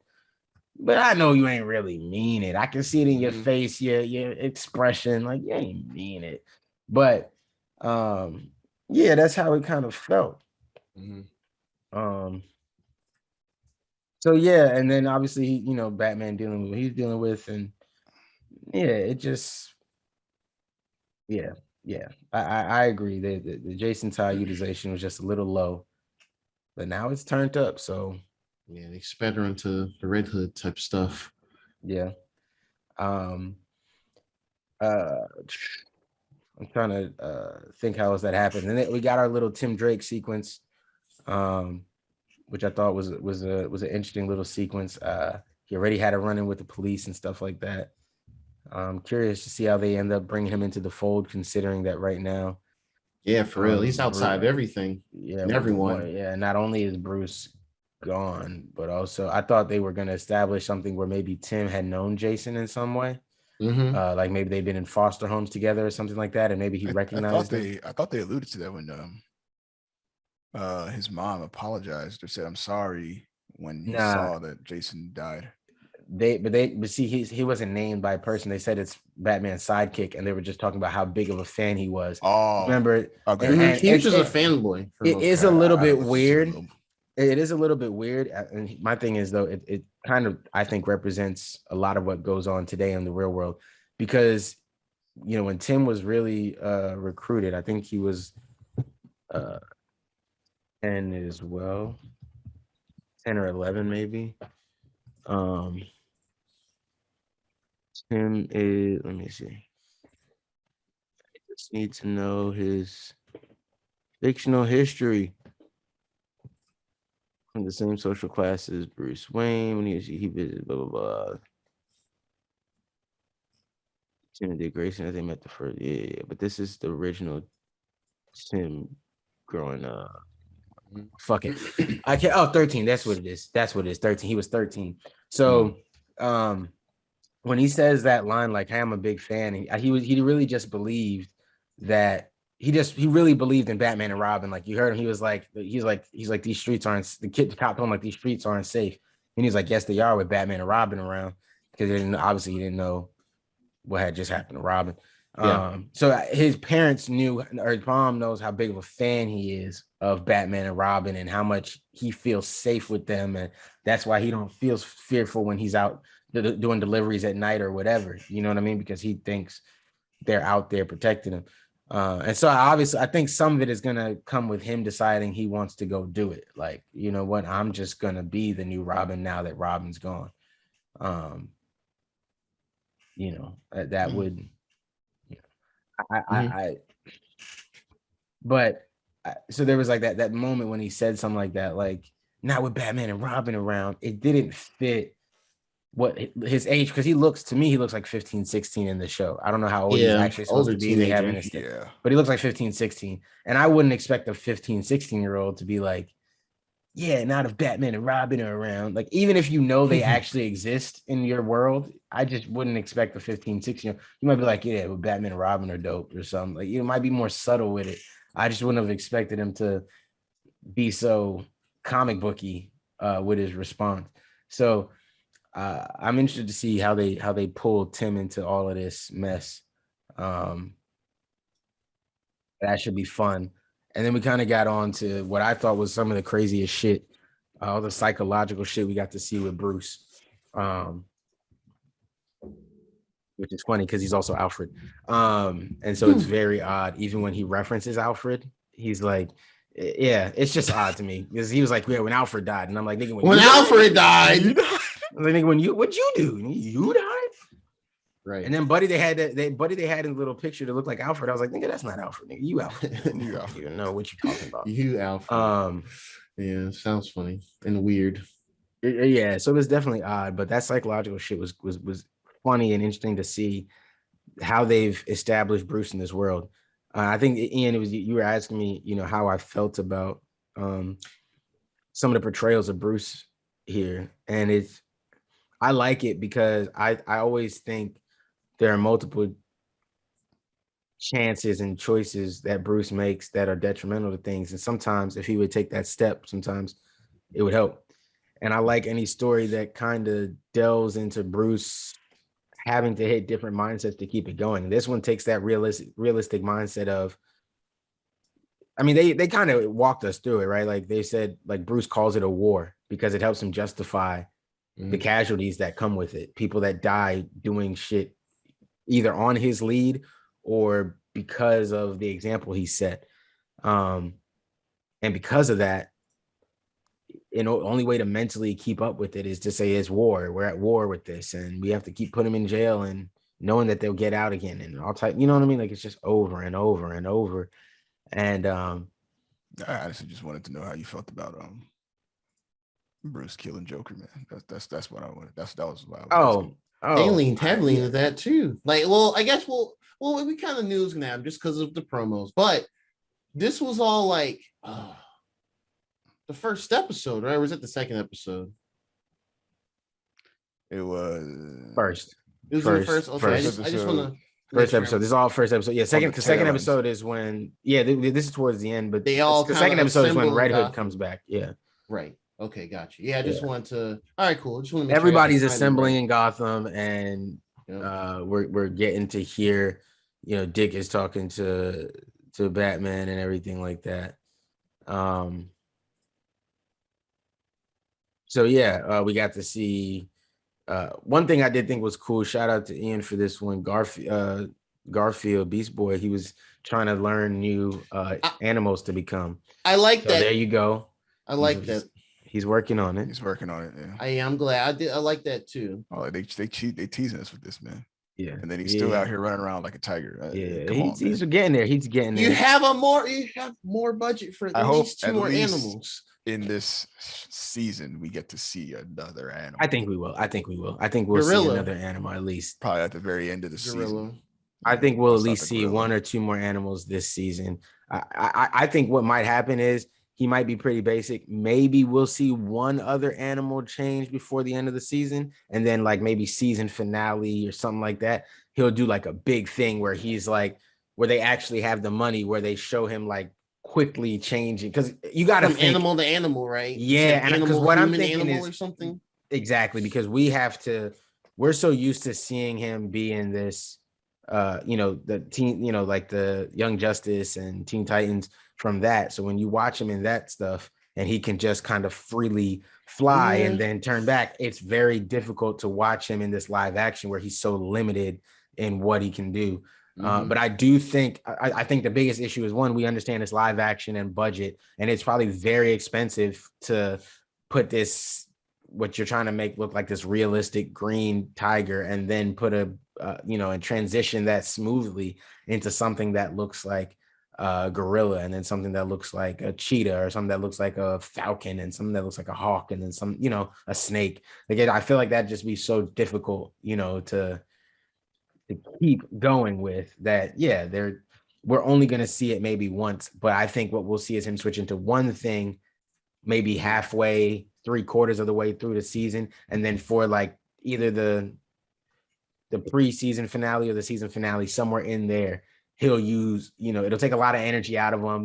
They'll think he's hurt or something from it or whatever, but he's going to use a bunch of energy, and he'll just turn into a cheetah, and last second turn into a rhino to ram into something, or something like anything crazy. I think he'll just do something like that just to showcase like, hey, I'm getting this really down, so we know like, hey, season 4, oh, it's on for real. Like now I can switch around. Like, yeah, I think that's how we'll see it happen. That's the one thing that's kind of a want personally for this season. Characters like him and Rachel, who's Raven, who we haven't seen on screen yet. Yeah. She might appear in episode 4 or whatever. Maybe once the Blackfire stuff starts going down.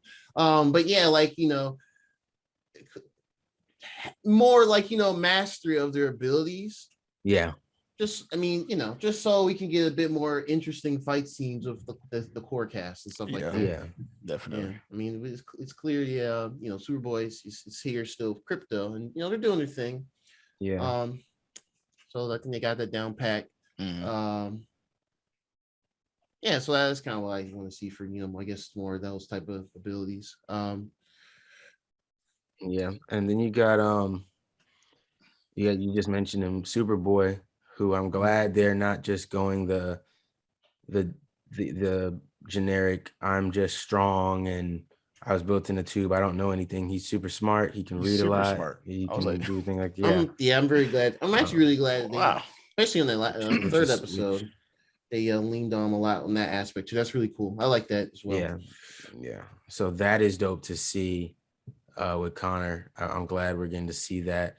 I'm trying to think of everybody else they mentioned. They let us know that Raven is off in Themyscira trying to revive Donna, which is interesting. So we know for a fact that they're trying to bring her back to life. Nobody really to that, which makes sense why everybody's very comfortable when her name comes up. Like nobody gets that sad. They're like, yeah, well, they're trying to bring her back to life. Yeah, so funny. She'll probably get it. She's smart. So nobody seems too bothered anymore by Donna dying, which also we really weren't. Because we Crystal knew. was saying, she was like, man, one of her biggest gripes with the show is that they keep killing people off. I was like, honestly, that's what I love about this show. Yeah, Dawn got all the plot armor. I can't. Yeah, we'll get there. Them wings ain't that strong. We'll get anyway. We'll get there. Yeah, okay, yeah, we'll get there for sure. No, but Crystal's right though. They do keep killing people off, but I love it. Yeah, I love that as well. I agree. I don't. I just hate him for his dumb shit, like how Donna died. Oh yeah, now I wish they were writing some of these deaths better, because we'll even get to the big death here, and that is, I wish it had been written better. It wasn't bad. It was crazy to see it actually play out, but I wish. Caught me off guard. I'll be honest. It kind of caught me off guard. I couldn't believe that they did that. Yeah, I didn't think they were actually going to go through with it. I'm not gonna lie. That's the issue. We'll get there, folks. We'll get there. We'll get there. So it was cool to see that. So they kept letting us know that, Donna's coming back in some form at some point. But one thing that's what I was saying on what Crystal said about people dying. There are people dying, but I do think it's an opportunity, depending on how much budget this show gets and how much popularity and traction the show can really get. Anybody going gives an opportunity for another young Young Justice member kind of to show up, another team, and not necessarily Teen Titans member, but another Titan member. You know, Blue Beetle can come in, Aqualad can still come in, Miss Martian can still come in. I want Miss Martian. We still don't have a speedster on this team, so we've been looking for a Flash. A Kid Flash can come in, or I guess they could bring over Impulse from the other show. You know what I mean? Like there is. Oh, God. Yeah, well. Yeah, no, I laugh because I thought about that first poster when he's like running towards you. It's so corny, bro. And that's like, I'm sorry. that was the image that came in my head immediately, and I just had to fight back, like hard laughter.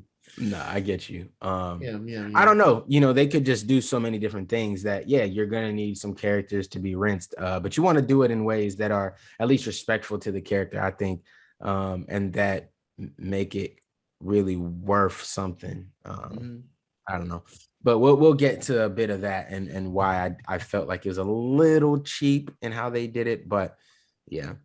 Okay, so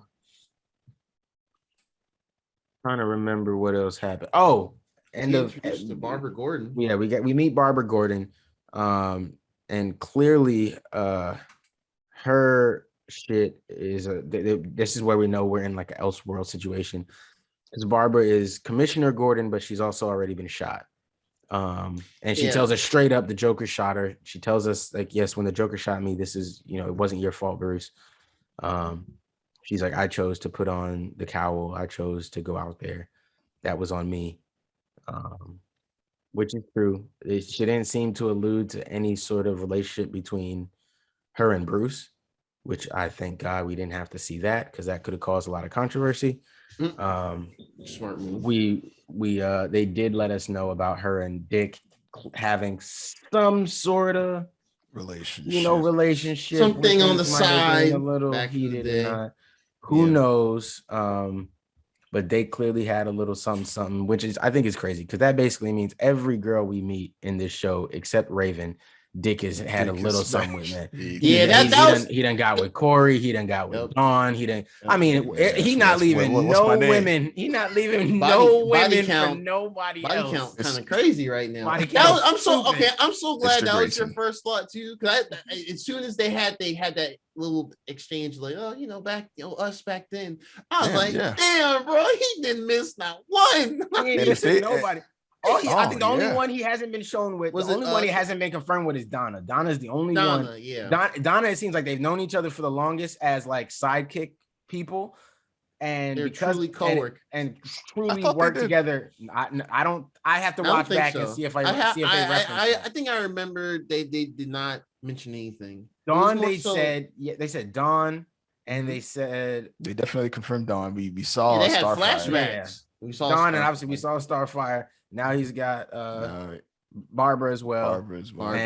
Yeah, honestly, I won't be surprised if we get a flashback where he has to kiss Donna so that she comes back alive or something like that. Oh Lord, don't get it twisted. We're a little too good predicting shit here. So let's keep that one. Let's keep that one in the draft. Nightwing get around, boy. Episode 6, we're gonna be like, damn it. I'm gonna see you be like, you.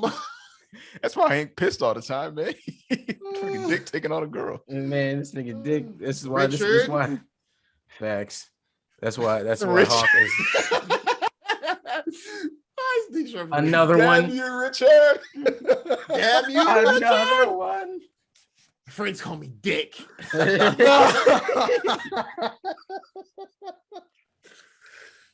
Oh boy. Hey, man. It had to be. Done. Look. Nah, man. Yeah. It had to be done. Nightwing. Boy, get into everybody he can, man. No vagina left unturned for Nightwing. It's boy. Not one. Don't even kind of introduce him to a girl. He right there. He missed the stereo girl for real. He don't even. He mean that shit. Wait till you meet Harley. That's game over. Oh boy. Actually, he does that in What If, man. He does do that. He does. He does. He gets with Harley. No, I know he does. I'm just saying, like, what if they do introduce Harley? Oh, that'd be hilarious. Variety Comics used to do a segment where they just talk about all the girls that Nightwing. There's probably every single one. Probably a comic book. book. Variant. Yeah, Variant variant comics. Yeah. Oh, variant comics. Oh God.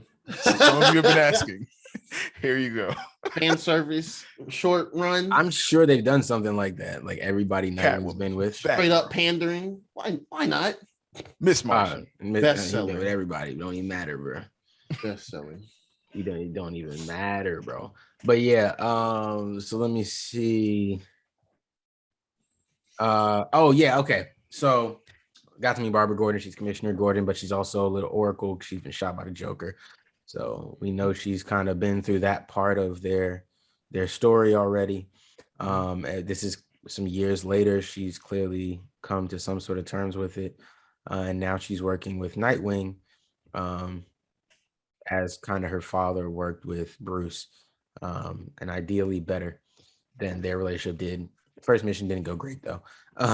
But Yeah. so we come in and basically we find out that everybody gets there. Hank shows up to join the Titans crew in Gotham because he sees that Dawn is there on TV. Basically, he's like, "Oh, Dawn went, so I'm gonna go now." And just we like, have to "Oh." hear that line, which is a real line in the show. If you're gonna dove, I'm gonna hawk. I think that's And, contractual. They have to say that. I believe it. Yeah, I believe that because that shit was It didn't fucking feel horrible. right coming out of his own mouth. Like, all right, this doesn't feel right. But I have to say, Some things should stay in the comic panels. You bro. know what? When he said that, that might have been some of the most emotion we saw from Dawn because she was like, Okay, so that's what. Okay, so when I made that comment, that was like I was half serious about her acting being slightly better in some cases. it's slightly better in some That cases. was that one point.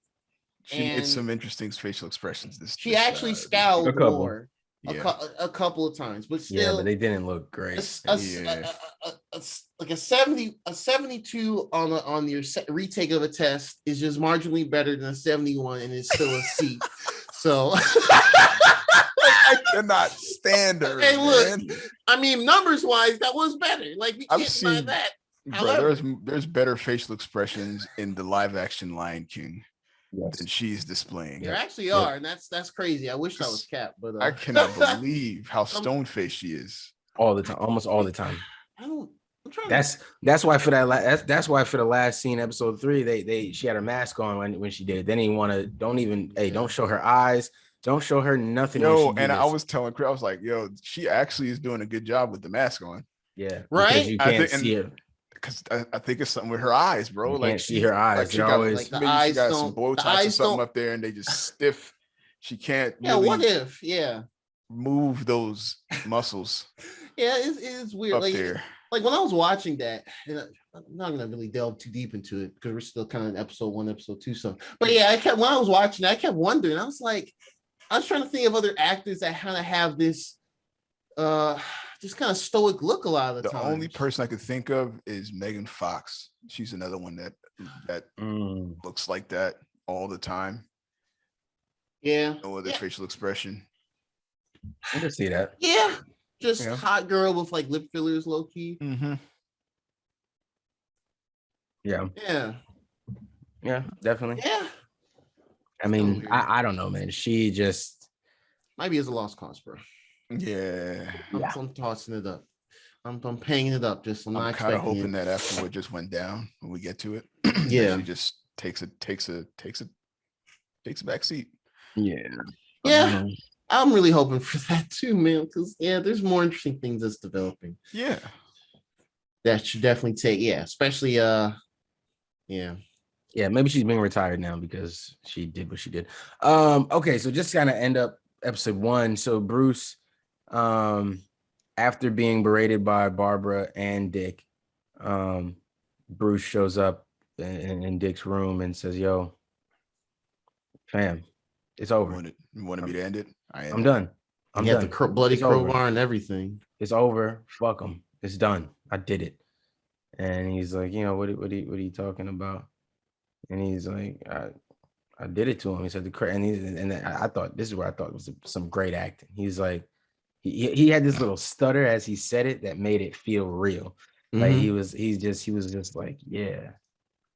He's like, he was, you know what he was doing? He stuttered like it was hard for him to get it out. Like, I can't really do it because I'm not an actor, but he did it so well. And then he just was like, yeah, he was laughing as I bashed his skull in because he'd won. Like, yeah, all right, cool. Like, fuck him. But I did it. Like, it's over. But I'm done now. Like, I'm gone. I'm out of here. And you know, one thing I will say to your question earlier is in comics, we didn't see a body. If you don't see the body, Logic. you don't see the body, it ain't happen. Yeah, Didn't happen. Same way that we didn't see Jason's body after he was hit. Like, my thing is, regardless of if we had seen his body or not, we would have known he's coming back. How they would have had to explain to us would have been more complicated, maybe, but we would have known he was coming back. The way they did it just allowed him to pop right back up. No real issue. We didn't know. We'll kind of show you maybe how his body escaped later. But Bruce even went as far as saying he buried him himself. So to me, that makes that whole thing a little bit shaky. Why would Bruce have buried an empty casket if he had the body? Or who would have went back there and dug up the body of Jason Todd? Like, who would have done that? It just wouldn't have made sense. So they have to maybe give us a little more information around it, but I'm cool with him killing Joker. I'm so okay with it. Yeah, I'm glad. Yeah, I know some people were like, oh, leading up, they're like, oh, okay. Especially like the ones that just aren't into the Titans show at all. They're just like, oh, so they're gonna lean to Batman, Gotham, Joker again to salvage the show, quote unquote. So now that he's, Joker's dead. So you don't feel any way that this kind of I guess it goes against its core, the core that he is, or one of the core things that he is. No, because one of the things that once you start reading the Batman comics or watching any of the Batman content for as he gets older, he starts to become less and less heartless, because as his body is deteriorating, it's harder for him to keep up with villains and younger villains that are coming up and all the technology that's out there, and he's trying to fight against it all. He starts to harden up even more. Maybe with Dick at first, he treated him like a son for a bit, but once he realized how good he was at training Dick and how quick he got Dick up to speed, and he already had some natural ability as a trapeze artist, but now I've got him doing all this crazy shit, and you're angry at the man who killed your parents, who killed your father. Great, use that, fuel that. Once he saw he could do that, it almost makes sense that, like they said in this show, like, yo, Dick, you were gone a week, he replaced you. You were gone a week, he found Jason. Now it's the comics and the original origin stories don't make it really sound that quick of a thing, but for the purposes of this show and what the type of Bruce they're trying to show, there's a Bruce at the end. He's an older man. He's been fighting this fight with Joker and all these crazy villains. And also, part of it is there's always been this long-winded thing where they're trying to make you seem like Batman is just as crazy as the Joker. And I think this show did a decent job in doing that, because remember when Barbara's like explaining how Officer Gordon died, Commissioner Gordon died, and he's like some guy with a ice gun, and he's like Mr. Freeze, and yo, bro, fuck that nigga name, bro. He killed my father. Yeah, like, who cares? You corrected me on this man's name. Fuck him. What are you talking about? But he's so obsessed with these villains and what they do and their logic and why they're doing it, and he's so obsessed with this back and forth war / game he's playing that, yeah, he's not letting himself feel anything. Even his friends that are dying because of it, he can't let it get to him because he still has to keep playing. And it starts to play into the fact that the Batman might have helped create a lot of what's out here, but also you're kind of this mentally deranged kid still who never really got past your parents' murder. and now you're running around at night in a cape and fighting people. Mhm. Some people who have powers, some people who don't, some people have special gadgets, some people who don't. You know what I mean? Like, that's kind of insane, bro. You're Oh, crazy. absolutely. You're fighting. Your biggest enemy is a dude in a clown who dresses as a clown all the time. Like, he's your biggest enemy. You keep fighting him. Why isn't he in a bunker somewhere where he cannot get out of? You're Bruce Wayne. You're the smartest man alive, and you can't figure out how to hold a clown into a room somewhere locked up forever. That's what I'm thinking that really happened, or I'm hoping, I guess, because I mean, one of the core things is that he doesn't kill anybody. Yeah, but you got to think as he goes over the line, as things happen, and then now Joker's killed Jason, which for the first time he's had to look at it and go, yeah, you know, when Barbara got shot, that was the whole point of that thing before. Barbara's like, well, when I got shot, it wasn't your fault. You didn't coerce me into putting on. You didn't. One, she wasn't a Robin, she was Batgirl, but also she wasn't coerced into that. She chose to jump into that. She wanted to do that. Same thing, you know, with Commissioner Gordon. You know, he chose to side with Batman and fight a lot of fights with him. And when it finally ended up costing him his life, that's how he justified it. But Jason was a boy that he went and recruited. He went in, and even though, yes, he could say, I told him not to go. He disobeyed a direct order. If he had cared enough to be involved in, that's the whole point that Dick was providing. If you had cared enough to be involved in Jason's life, to understand what he was doing, to try to figure out what he was going through, to try to actually communicate with him, to actually build a real relationship with him, you would have been able to tell that he was doing this drug, that he was using this thing, or whatever it was that sent him out there to go try to go after Joker on his own, and now has brought him back insane. Like, you would have been able to maybe have picked up on that from the jump and could have avoided the whole situation.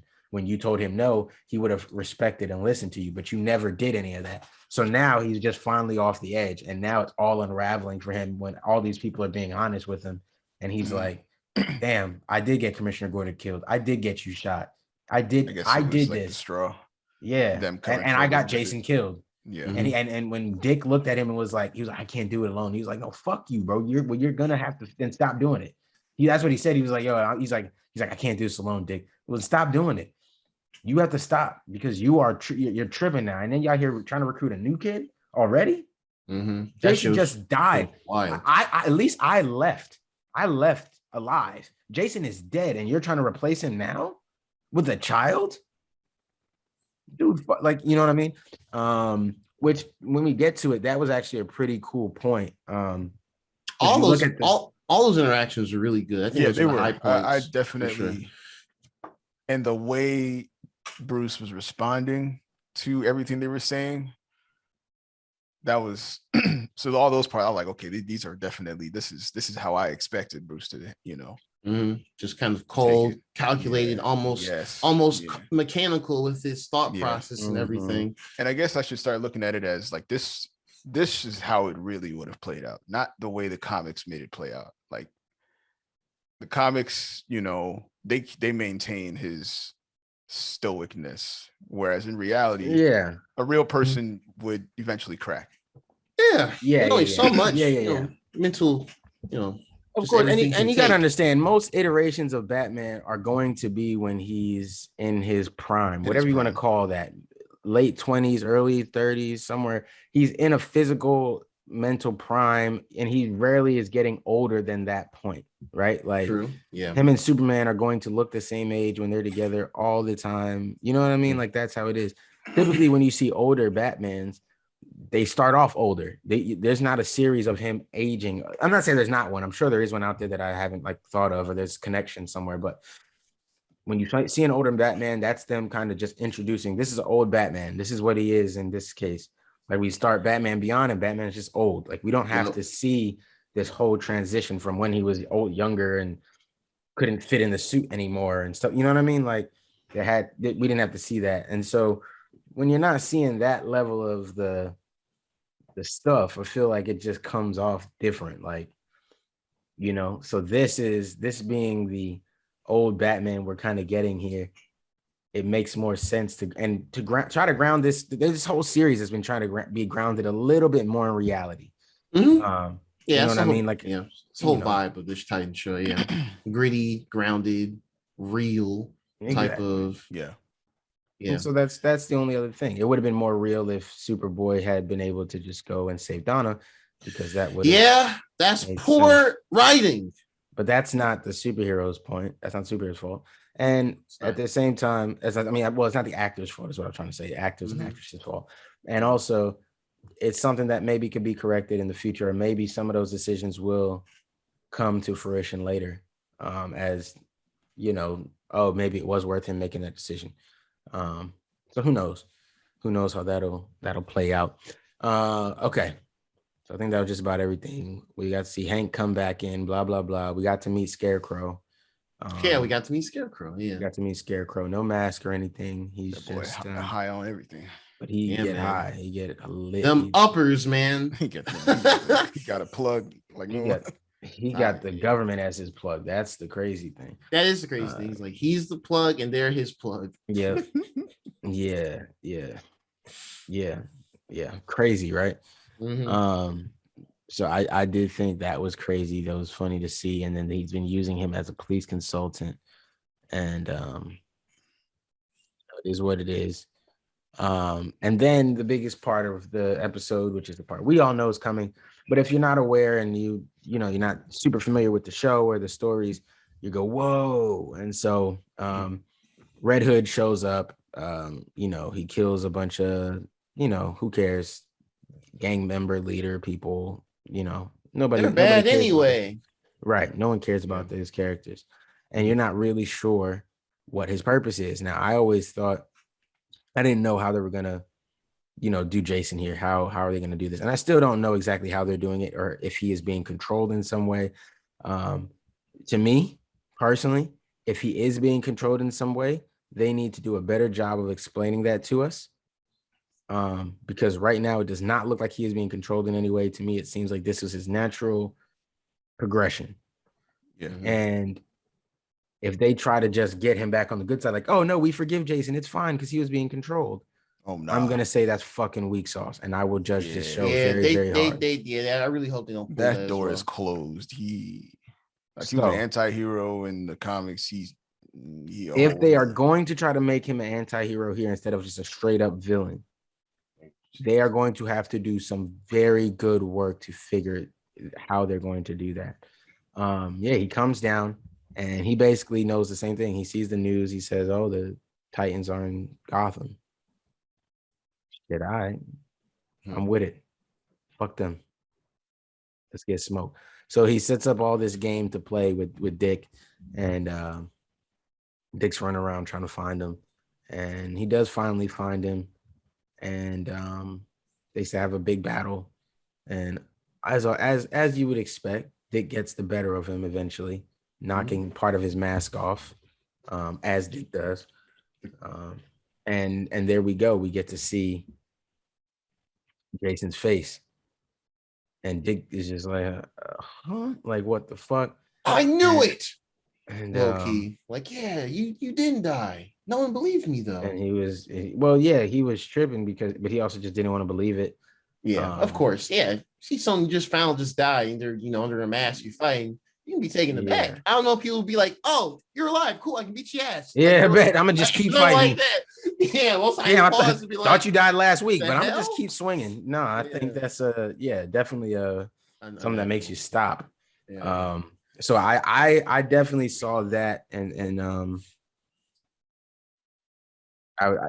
I thought it was a cool reveal. I thought it was a cool fight.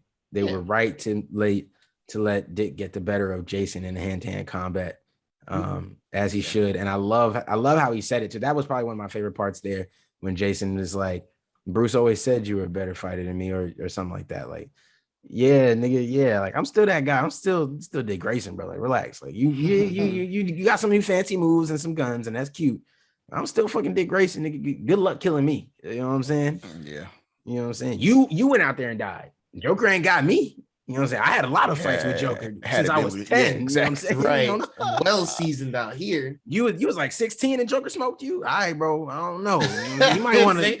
Barely driving. Check back into your hotel, fam. I don't know, dog. You damn not be what you We had want. no business being out there. No business being out there in the sauce, bro. You out there getting smoked by. You let Joker kill you? Oh, That was more fuel to why Jason went out there because he wanted to prove himself. he's trying to prove himself. For sure, Yeah. definitely trying to prove himself is one of Jason's character issues. His character flaws, an over aggressive need to prove himself. And so yeah, he got knocked out in that fight against Dick, and then he disappears, and but he lets him know like it's not Jason. I'm Red Hood. I'm here to stay. Fuck this. I'm fucking everybody up. Mhm. That's more or less episode 2. Episode 2 wasn't too crazy. I'm trying to remember. There's a couple of things, kind of side things, are kind of sprinkling in here and there. Starfire. Oh she's tripping yes, off. yeah. I was gonna double back on her, but yeah, no, we can do. Yeah, she is tripping, and they haven't really explained where it's coming from or what's exactly happening in those moments. And Yeah. those are getting weird to me, so I'm hoping they do a really good job of explaining it. I'm Because gonna need sometimes like she this loses week. her. I'm gonna need Yeah. that like this week. Yeah. Episode Because 4, sometimes she's losing her voice. Sometimes she can't speak at all. Sometimes she can only speak in Tamaranian. Sometimes one time she teleported, right? Yeah, one time she outside, teleported like, the outside. street. So her powers are definitely going through like some weird manifestation thing at the moment. Metamorphosis, maybe, I don't know.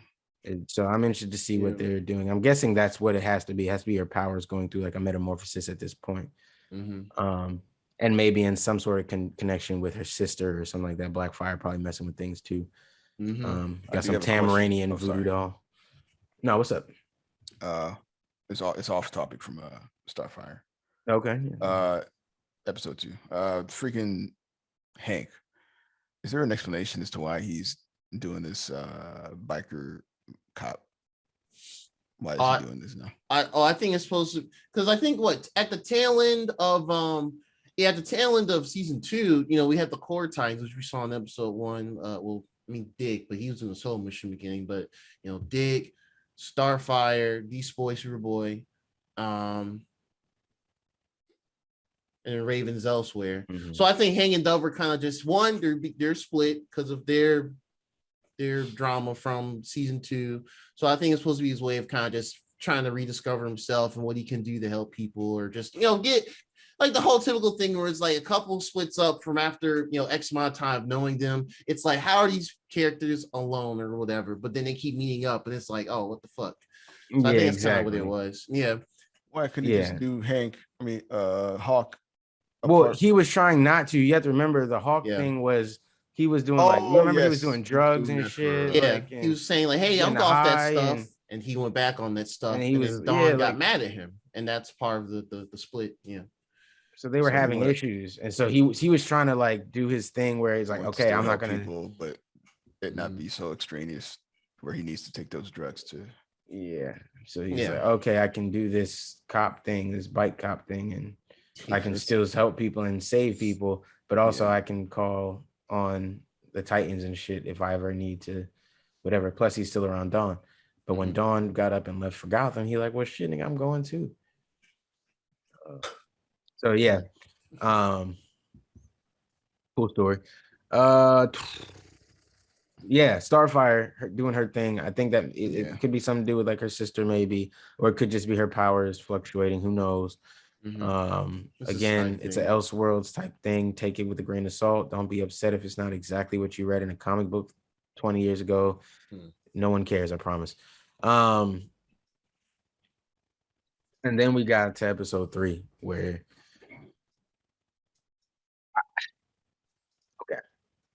I like this show. I like Titans, and I like these first 3 episodes. I think this is the stupidest thing I've ever seen them do and actually play it all the way out. What? I was very sure that Hank had a plan. In some way, shape, or form, and not that he was just a fucking idiot. Yeah. I felt nothing at the end. Because, okay, Jason is a crazy psychopath killer right now. He calls your phone specifically And when he says something like, "You're the only one I could talk to," all y'all ever did was argue. Y'all never talked and got deep like that. Like, what? Yeah, that moment I was trying to Why go would you hard to go? think. Why would you go with no backup, no plan, no? You didn't bring your own suit. You didn't bring anything to Thank you. potentially protect yourself. It makes no sense. The motivation was So- very. It just like. It's like, I mean, Hank is not the smartest guy on the team from the jump, but at the same time, this is so like basic, like this is like generic, like lowly henchmen lure them for the like take them out or some shit Exactly. from someone. It just seemed really, the motivation just was really stupid. My thing is, I could have got to. I probably would have suspended my belief enough for him to get to the first stop. When he smashed his phone and then picked up the burner phone, Right. I was like, yo, you're an idiot. You're stupid. No. You're going to die. I was Right. literally sitting here. I told Death Ashley, she flag wasn't really yourself. watching, but I said, I was like, well, Hank's going to die. He's going to get himself killed. I said it then. I didn't know in what form or fashion, but like, he's going to get himself killed. That is what's going to happen here. Because what a fucking idiot, right? Mm-hmm. But then you get to the place he tells you to get. You go inside and he tells you to take your clothes off to make sure you're not wearing a wire. And you do that too? Right. You swim through the yuck pool. Then you swim through the nasty pool to get to the other side and say, I'm here, stop playing with me. And then, yeah, he gets taken to off jump on your. guard.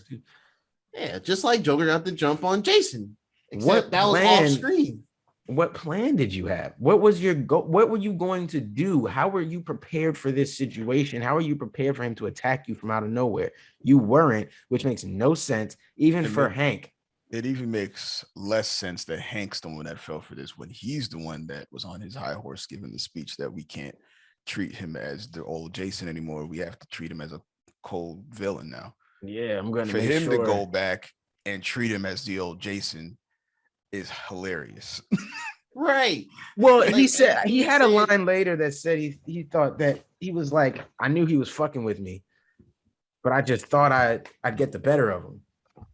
And it's like, well, if you knew that, You have to Why go didn't all you- that way. why didn't you say something to somebody to at least have some kind of backup following you around, tailing you in some way? Yeah, before you destroy your phone, send out a text. Hey, I'm over here. This is Like, where and I nigga am. ain't say shit, bro. Really Like, didn't. I'm sorry, man. This man went to buy some on Craigslist and went alone. Yeah, alone, super alone, to the bluff. To the bluff. Hell yeah. Yeah. That's where the nigga went on his own. Ridiculous. Like, mind your business, bro. What are you doing? Nah, man, they said they got PS5s down there. Yo, all right, bro. Yo, I got one right here in my car. Just come around the corner real quick. yeah, bro. You got all 1,500. You got all 1,500 in cash, 20s and 50s. All right, bet. Yeah, yeah. You just thank you for coming. Bow. thank you for being here. Yeah. Your life is over. I'm just saying it was the worst obvious setup thing ever, I thought. And I was just the only reason I suspended it is because I didn't get mad at it when I first watched it. Is I was like, well, I get it. They did some corny shit to set up the save, right? Like Superboy's building the machine. Everybody's working on different things, and I'm like, yeah, this is the save, right?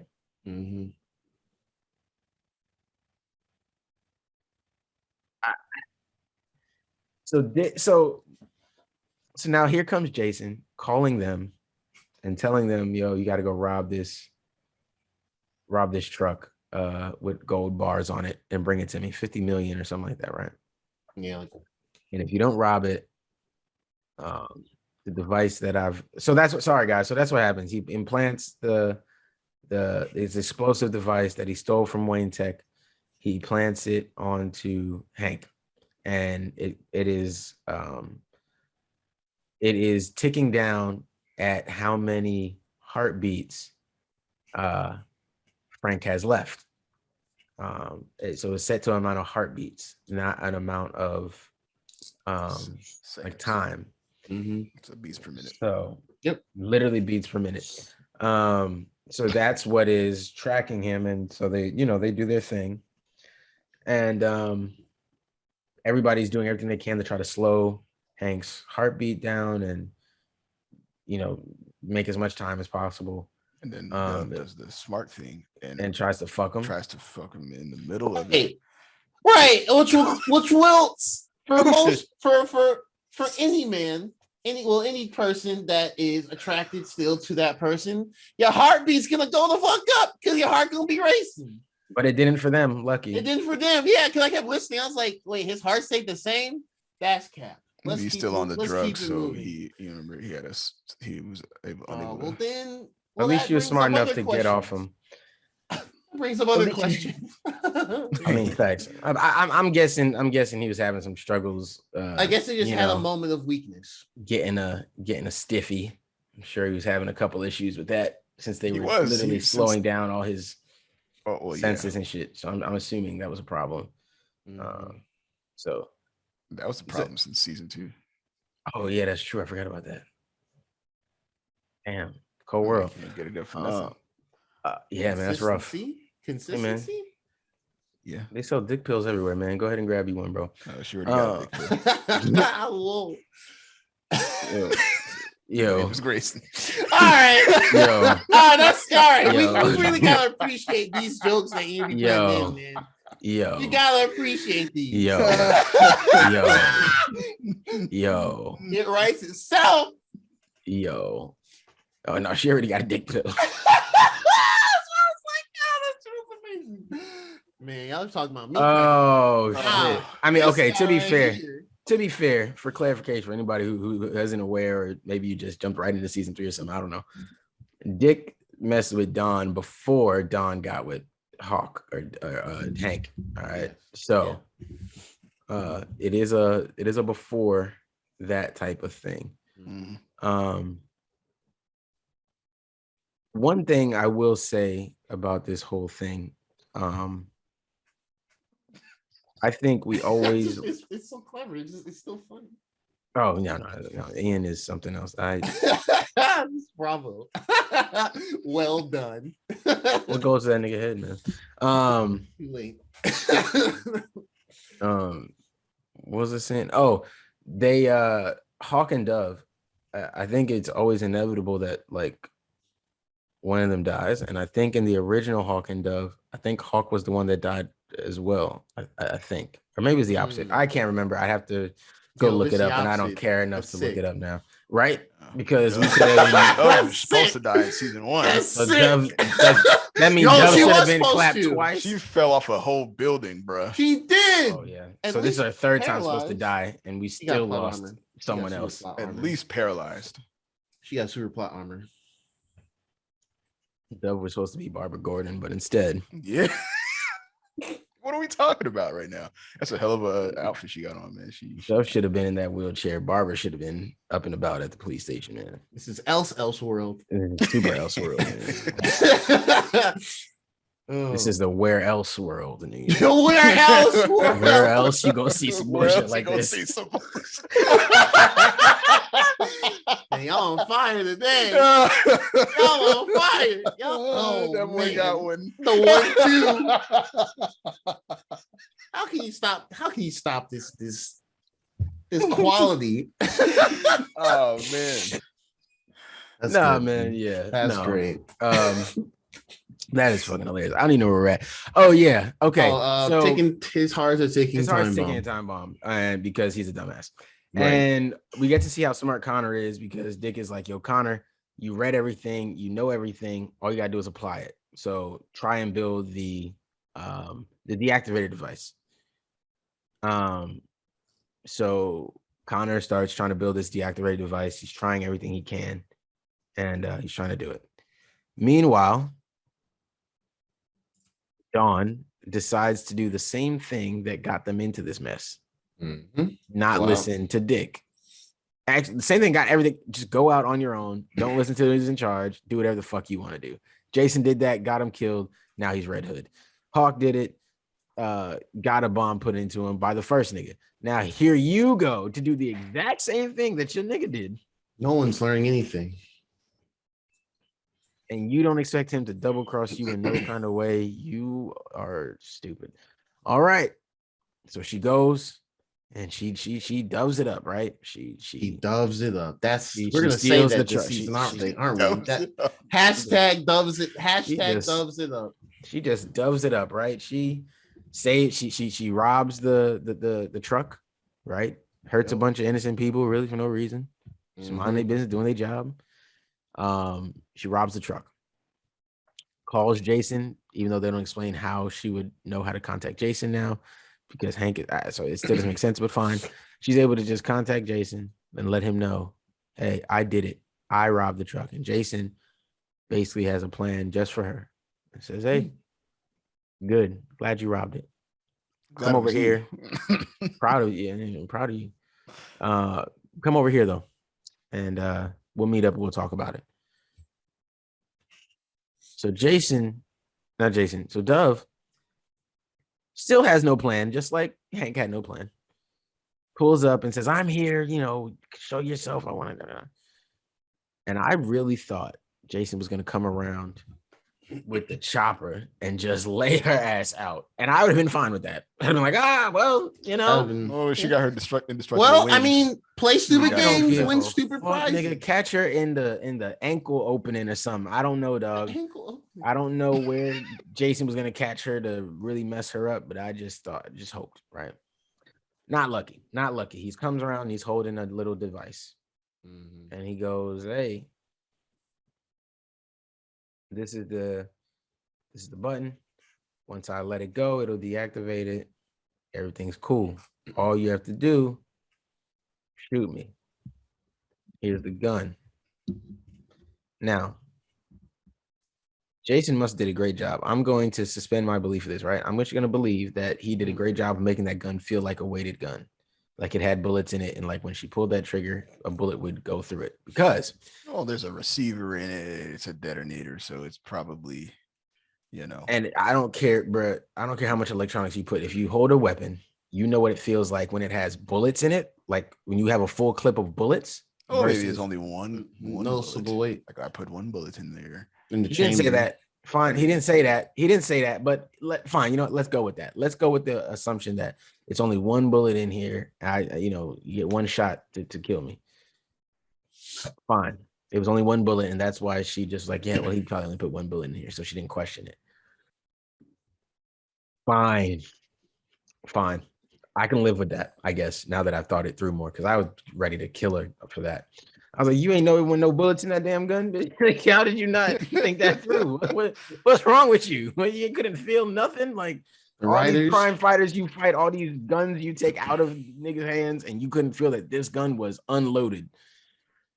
Hey man, the writers they took too many coffee breaks and forgot to put that part in. All right. But I guess I can say, yeah, maybe it only had one bullet in it. And that's the logic and assumption she was operating under. So I'll go with that. I can live with that for now. So she does that. And I'm blanking now. Oh yeah. So they're holding it. And as they're doing it, as she's about to get ready to pull the trigger, Dick shows up, right? Boom, knocks out of her hand. Don, what the fuck is you doing? Yo, right. You're tripping. And she's like, I'm gonna kill him. Like, it's anything for Hank. And he's like, yo, like, you are bugging. We are close. We're almost there. We're gonna save him. We'll be fine. Kind of really is almost there, about to say. And she's like, no, can't risk it. Fuck him. I gotta shoot him. I gotta kill him. He said I can shoot him. And still, after all this time, no one's curious about where the bullets are. Right. Everybody's very unconcerned with where the bullets are. Hank is dying, having his last conversations to everybody, or he's talking to everybody, having these last moments with everybody. A lot of good last moments. I'll give him that. Other than the crazy moment with Dawn where they decided to fuck. I thought that was a little crazy, but okay. For him to for her to talk to get a little moment with Starfire, a little moment with Garfield with Beast Boy. Sucks that I didn't get to talk to like Raven or anybody like that, but Yeah, for real. You know, obviously Don is already dead. So it was interesting. He gave a lot of talks. He made a lot of promises, and Dick said that, you know, I promise I'll see you, and he promised a lot of people he was going to see him. And Okay. See, that's the problem with promising, man. Stuff you can't control, bro. Like, hey, you can't promise the whole world because you can't trust the whole world to still be there. The only saving grace of this part, bro, is that Hank died, and he didn't have to know that it was Don that pulled the trigger. Yeah, He didn't have to know that part. He didn't know that part. He doesn't know that part. He's just until dead. episode 4. You knew, you know, Don did it right. Yeah. Like, Donna telling him in heaven, "Hey, right. Don pulled that trigger. Don pulled it. I saw it. No, I saw it. I watched the whole thing happen. She was crazy. I was like, no way they're gonna kill Hank. He got the device, and then oh shit.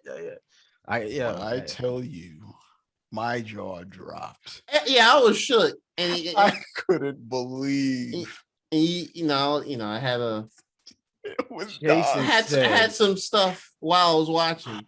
I was just like, yo, what? Oops. They did that? I put the trigger in the gun. I was like, Jason said, oh damn, I gave you the detonator. Whoopsie. Why daisy. are you a better joker than the Joker? Yo, that was interesting. Bruh. To say the least. Oh man. They really leaned hard into that shit, man. Like there's no comeback. I gave you the detonator. That's some wild stuff. My fault, man. He said, yo, that's crazy. I forgot. But I think we all knew. They went nutty at the end of this episode. Hey, nah, man. Jason looked at them boys and said, hey, you know what's wild, fam? Hey, y'all gonna think this is crazy. Y'all gonna find it funny. No, really, no. Hold on for a second. I'm gonna tell y'all because this is crazy. I thought I swear I to God, thought I gave you a gun. The triggers look the same. They just look. Oh my God! How could I have made that mistake? Well, whoops! Like, yo, you killed the love of your life, you stupid. Oh my God! I gotta say though, I'm looking at it now. That's hilarious. Jason's acting is fantastic because he looks worried, like he's really gonna pull this trigger. And then flips right there. I care, man. Yeah. Oh man. Yeah. What's it gonna be? What's it gonna be, doll? You gonna shoot me? And he's looking. He really genuinely look like. She might kill me, but it'll be worth it. It's worth the risk. It's worth the gambit. Yeah. And if I know you ain't got no bullets, it's like that moment when you realize Joker would have gave you a real gun with bullets in it, and it just expected you not to shoot him. Yeah. Hunter Jason said, "Nah, I'm gonna make you kill your mans." Oh man, that's so wild. I'm just really. They kind of just got it done too. He was running up there, and then you saw the last part, like 5 more heartbeats, and just went straight to 0. I was like, damn, yo, they really did. Connor was gonna get in range to hit it, and it was gonna be over. And I just knew. And as Connor got there, all you saw is the explosion. And he stopped while the explosion was occurring. He was flying in as the explosion was occurring. That was really cool. Yeah, that was fire. To see him in there, I went looking at it. Oh, Hank is. I thought they were gonna show part of his body when they panned it, when he just stopped and was just like looking like. Yeah. Shit. I thought. First 1 second. I thought you were gonna see Hank's face go flying. Yeah, I was gonna be like, no. I thought I really. This no. This show would be goated if they did that. I literally was sitting like, yo, this show would be goated. I was expecting if they had Hank's head fly past Connor's body in slow motion. This show, gnarly. Fuck the boys. This show is goated. Goated. I don't want to hear it again if they did that. No. That would have been wild. That would have been wild. If they ever put out the Titans director's cut and that shit is in it, I'm losing it. That's such a good idea. I'm buying. I tell you what, if James Gunn wrote this, you would see that nigga winking while he was flying away. Jesus, I hate him. I hate didn't make it. That's nigga would have gave you a last word too. Would have gave you a last word. Hey man, Connor, while you're here, while I have you, let me tell you. Hey man, don't blame yourself. Don't blame yourself, man. You worked hard as you could, man. Hold it down, bro. I'm trying to think of a hawk pun, but I can't, man. I can't. You never had some. You never. Oh, had some well. fried chicken, Oh bro. man, You never had fried chicken, man. It's realize my it is. damn. Yeah, so I am Fried Hawker. curious. I'm curious how episode 4 is gonna be this week coming up. Bro, Dick knows, man. I will never let Dick I will knows. never let Dick Dawn live knows. that Yo, down. dumbass. Hit Yo, the dumbass, button. kill. Oh, I'm gonna pull a trigger even though I gave you a really good reason not Oh, to. Head man. ass. Hey, at least I ain't I kill. gave you every reason not to touch that fucking trigger, and you still pulled it. I gave you Oh, this you reason. stupid girl. Oh, Oh, And Dick no. figured it out at like last minute though. He like, oh wait, that's the trigger. Yeah, he kind of looked over But like, it was, yeah, like oh, whoa, don't, and then she did it. yeah. Hey, Why did So, he yeah, pick it's- the gun back up again? Now that I think about it, because he knocked it out of hand. Let me see. Let's see what's going on here. man, you know what? I'm curious how long they're gonna stay on the Red Hood. Because we know other stuff they're gonna be, having as part of the season, as far as like, well, what's the Blackfire situation? She's on Earth. What's the Blackfire situation? When are we gonna get to Raven trying to bring Donna back? Stuff like that. Mhm. Two karate kicks on the floor, and she got the gun back. Oh, I forgot they got the fighting. Yeah, that's what it They was. did have a little scrap. Yeah. It's weird. Like, Oh man, Hank getting blown to bits is just that. I mean, sure, that's how he opened the season, or not open, but like one of the first big things that happened. Wow, he's one of the least egregious Like, characters. My thing is Hank had his issues. He had anger issues. He had hothead issues. And as much as he thought he was different than Jason, he was the exact same as Jason. And that's exactly why Jason knew he could kill him easy. He's like, your best bet is staying level-headed. And the only person staying level-headed is Nightwing. I don't want to deal with Nightwing. And he knows it too. He's honestly, Jason is now, it seems like they've turned Jason into, and I don't know if he'll stay this way, but it seems like they've turned Jason into a Deathstroke level player. And I don't know if he's working for Deathstroke or not. I don't know if that's going to be his ultimate goal. I could believe Deathstroke took his body and put him in a Lazarus pit or something like that to bring him back. If that's how they're going to bring him back, I don't know. It could also be this substance that he is snorting or inhaling that could stop him from being killed in some way. So that is a possibility that nobody actually took his body, that he has this, whatever he is combined is keeping him alive. It keeps him from actually dying. And so, he can just be out and about or do whatever he wants, no fear.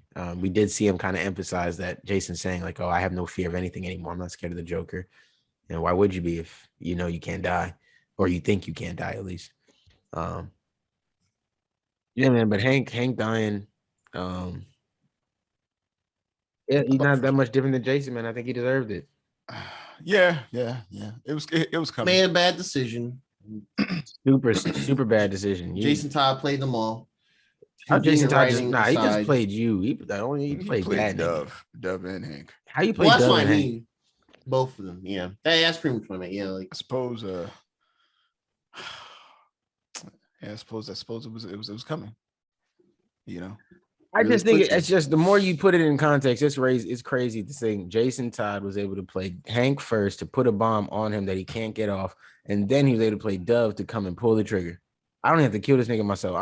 You gonna kill him. I put the bomb there, yeah, but you gonna kill him. I hate the fact that he crawled back or came back to the thing. He was like, looking for me? And it's like, yeah, your dumbass, you did what?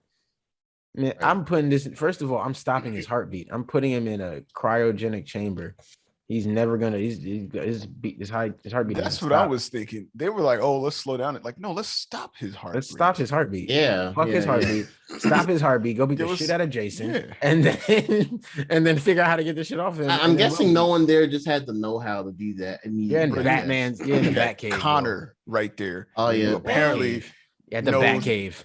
Yeah, Batcave. Yeah, that's right. Batcave. They were in the Mr. whole Freeze Batcave. Batman has a Mr. Freeze gun somewhere in there. You can freeze this man in some form, somehow. You can figure it out, bro. Yeah, they could. Yeah, they guess Everything in the Batcave. Batcave. Come on, man. I know. It's not like they was on a fly. I'm just basing this off what they've shown so far. That's all I'm basing. No, I know. It's just. I mean, you're absolutely right. Yeah. But this is more criticism of the writers than anything, and how it's always been an issue and one of my main issues of the show. Even though I still watch and find some enjoyment. I'm still enjoying this. I want to be clear. I'm criticizing it for little things here and there, but I'm still enjoying it. I still thought those first 3 was great to watch Hank. Oh yeah, I'm not gonna lie. I was a little nervous to start because I didn't know how long the Jason thing was gonna be, and I hate having to watch this thing be drawn out. I hate having to watch Jason die like being drawn out into like because if you watch the original, it's very drawn out. Joker really is baiting Jason in, and yeah, like it's really drawn out, and it's kind of it's pretty messed up. So I was like, man, in live action, do I have the stomach to really watch this right now? But I went and partook in a few things as well, and just kind of leveled myself. I was like, all right, let's watch this shit.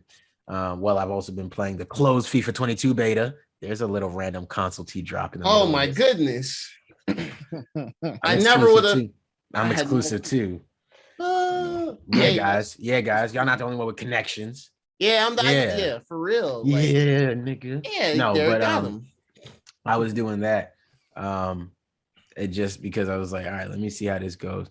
And then once they ripped the band-aid of Jason getting hit pretty off easily, and they really didn't show it in detail or anything like that. Very similar to like Batman showing up in that when Dick was hallucinating at the end of was that season 1?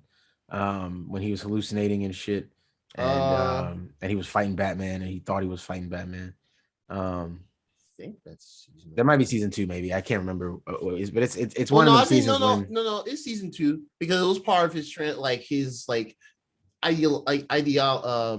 his transformation into the Nightwing character instead of just the first Robin. Yes. You're right. I think he puts himself. Oh, it was after he admitted how Donna died, I believe, or something like that, and so he went to jail, or something like that. Not how Donna died. I'm tripping. How who died in the flashback of the Titans in the show and caused them to kind of to have that first split up? Was that? Oh God, who was that? Yeah, I remember what I'm talking about. It was in season 2. It was part of the flashback. It's Deathstroke's son. No. It was Aqualad. Aqualad, there we go. Yes, there we go. It was Aqualad, but it wasn't Calderon. It was You forgot, Ian? Ian forgot about that part. Yeah, I forgot about that. Yeah. Man, that's crazy. A lot of stuff happened last season. A lot of shit happened. Yeah, they packed a lot of stuff in season 2. I just remember that. They showed us that again. A flashback was like, yeah, he's dead. Don't worry about him. That's the reason why we're here now. Like, damn. Don't worry about him at all. He's done. So I was like, they cast him for like 1 to 2 episodes of flashbacks. That's it. That shit hurt, man. That was rough. Was it even 2 episodes? No, I might just be misremembering. I'm just saying that just to, whatever. Yeah, it probably was just the 1 episode. They brought in Garth and just had him die just because. Yeah. Wild. Yeah. But yeah, that's when all that happened. He's having all the crazy stuff going on. Yes. They actually have a recap on HBO Max of the it's a really like ice skate recap of the first 2 seasons, like really broad, and it has like the actors talking it through and stuff. They tell something a little out of order, but they pretty much talked it all through. Okay, that's what's up. I actually watched that after. Well, I watched it by accident because, like, when the episode ends on the app, and it does not. Well, at least for me, it didn't automatically go to episode 2. So I guess I just did the pause like before its runtime ends. I clicked I was like, click next video. It went to like the recap up to before season 3, and I was like, oh, well, I'm kind of glad I watched. I'm kind of glad I watched this because now things are a bit fresher in my mind. Yeah. And so that's where we were left, guys. Yep. We're left with Connor getting right to him last second. Everybody crying. Dawn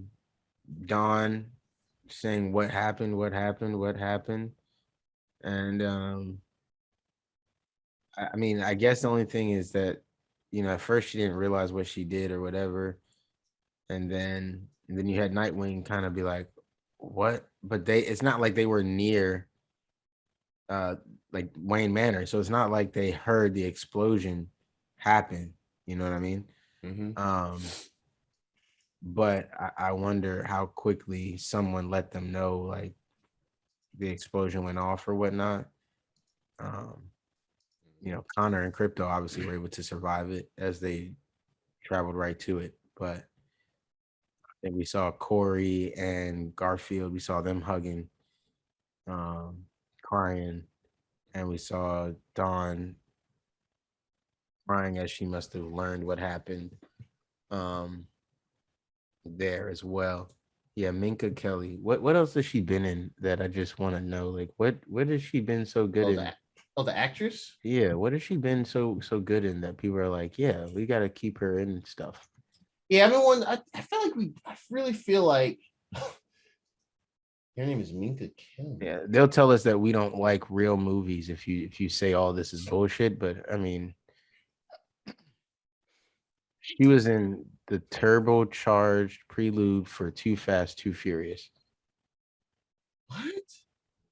Like the intro when they had the race in the beginning, and Ja Rule's. I honestly, I don't know.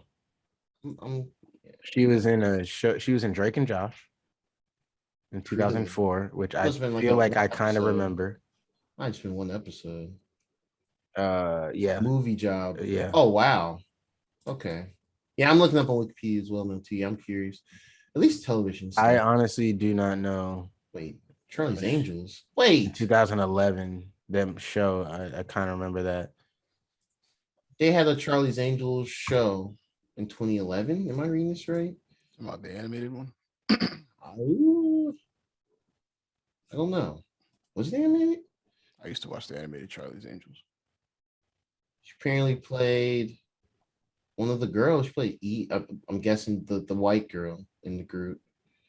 Right. Or She was in an episode of Robot Chicken and she played Arya Stark. I kind of want to watch that. Hopefully her voice acting is better than her face acting.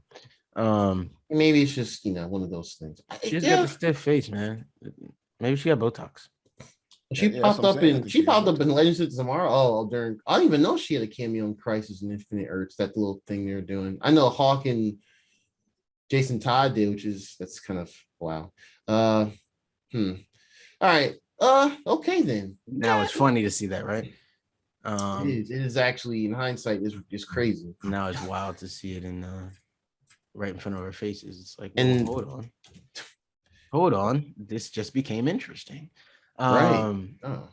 So yeah, it definitely did just become interesting. Hopefully it stays that way. So how do y'all, I guess overall, how do y'all feel about it? These These first 3 episodes, y'all excited? Y'all I hyped mean, up, anticipating these next couple episodes, see where things go, or oh yeah, for sure. Like even with the the convenient uh situations and the poor dumb reasoning into why Hawk will fall into this trap and Dove as well. I still enjoy the episodes, and yeah, I'm curious what's going to happen as like one of the first characters we got introduced to in the very beginning of the show is as we now see is dead. Yep. What will this do for like Dove? What will this do for Dove's character? Dawn, her. What will this do for her? Will she have any true change, like like personality or like motive wise? Will she change drastically as the season goes on? When are we gonna get to Raven and I'm never good at Themyscira over there trying to bring Donna, again Donna, that arc. And then Starfire and Blackfire, which we know is going to be a thing because that was the post-credit scene for the end of season 2 for season finale. When are we gonna get to that? Are we gonna my biggest question is how long is this Red Hood Jason Todd gonna be a main player, like you said, going on through this season? As we know of the other seasons, they've had villains or like outside forces be a main villain for certain episodes, and then others Mhm. not. Like, you know, like Deathstroke was for one part of the arc, and then you had Mercy Graves and all that stuff. They're kind of Mhm. going both hand in hand, some going a little quicker than the other, depending on what they want to push the episode. So, like, yeah, I'm curious how they're gonna lead all to that. Are we just gonna be in Gotham? There's just a bunch of questions I have. So, Yeah. but I am still interested in, interested in seeing how episode 4 goes. Yeah. Definitely understand that. I think that I think my hype is relatively high still. Oh yeah, yeah. I'm I'm actually super anticipating Doom Patrol. I need to do another rewatch of that when I finally have I some need to time. actually Rewatch watch season 2. Oh, you haven't seen Shit, season 2 yet? I Okay, still yeah. haven't. Fuck, I still Yeah. keep forgetting to do that. Yo, season 2 is wild. Yeah, I'm sure after season 1, like, they There's get a into lot some of wild shit. stuff. never forget. Yeah. So I wanna rewatch that again before that comes out, because I don't know that I can go into that blind again. Not blind, but like kind of how I just picked back up on Titans again. And I was like, yeah, I Yeah. kind of got the gist of what was going on. I don't need to rewatch anything. I don't think I can do that with Definitely. with Suicide Squad. So I mean, not Suicide Squad, with Doom Patrol. So I definitely want to see how that plays out. I'm really excited to see that. Really interested to see what they do with that. I don't know. They got my attention over there, man. So Ian, what were you? How are you feeling about everything we've witnessed, seen so far? So going into season 4, I'm Episode 4. episode 4. My bad. Definitely excited to see how Dove reacts to having killed Hank. Yeah. I want to see that. And this will be the last chance. That's it. After this, because she has to sell this, man, because she did it. Yeah. She has to sell the acting in this. This will Crazy. be the test, man. But that, and I think I saw episode 4 preview, and it looked like it was going to involve a lot more Scarecrow and a lot more. I saw a glimpse of what I didn't went even down watch in the the preview. Themyscira. So that's going to be there, and the Blackfire thing. So all those things that you guys were just talking about, it seems like episode 4 is going to be. I don't know if it's going to have all of this stuff, but it's going to be pretty jam packed. So it seems like it. I would take things with a grain of salt a little bit, because they'll give us an episode 4 trailer, and some of it could still be really stuff that's not going to really come to fruition. We won't really see till episode 5 or 6. So even though they showed it to us as a trailer for this episode, everything may not come to a head at once. You know what I mean? Because like you said, that's a lot to come through the next episode. Dawn has to come to terms that she killed Hawk. Everybody has to come to terms with that. Jason now has effectively also killed a member of the Titans now for real. So that's not something that he can just come back and be like, it's going to take a lot more than I was being controlled now. And it can't be done in a lazy way. So however they bring Jason back, or if they're trying to redeem Jason in some way, they're going to have to start turning that boat semi soon so that we can understand it, because he's responsible as much as Dove is responsible for it. He's very responsible as well for what happened here. So we got to see what's his head at, where's his head at, what's he thinking, how is he supposed to move, because I'm confused. I don't know what Jason is really going through, and this version of him they just have not made clear exactly what's happening. So our only bet right now is to wait. They got to show us that, and they got to show us Raven and Donna, like Ian was just saying. They got to show us Garfield still learning new shapes and new things he can turn into. So there's a lot, man. There's a lot here for us to dive into, try to dive in, and I don't see how they're gonna do it all in one episode. That's why I don't think that will all happen next or this week at all. You know, Blackfire and Starfire. Yeah, I just don't. I think it's too much for just 1 week straight up. I think we're definitely gonna see a little bit of a mix around. So, however that happens, it will. No bother to me. But I don't think we'll get it all at once. So, but it's been good, man. It's been good. I'm excited. Y'all excited. I'm happy. Y'all excited. I'm glad. Glad Titans is back, and it's not some Marvel, so I can watch something else if that's ongoing. Yeah, I'm sure it makes it easier to watch things that aren't necessarily, not say like your cup of tea, but just shit that you don't. It's out of my wheelhouse of stuff I'm familiar with.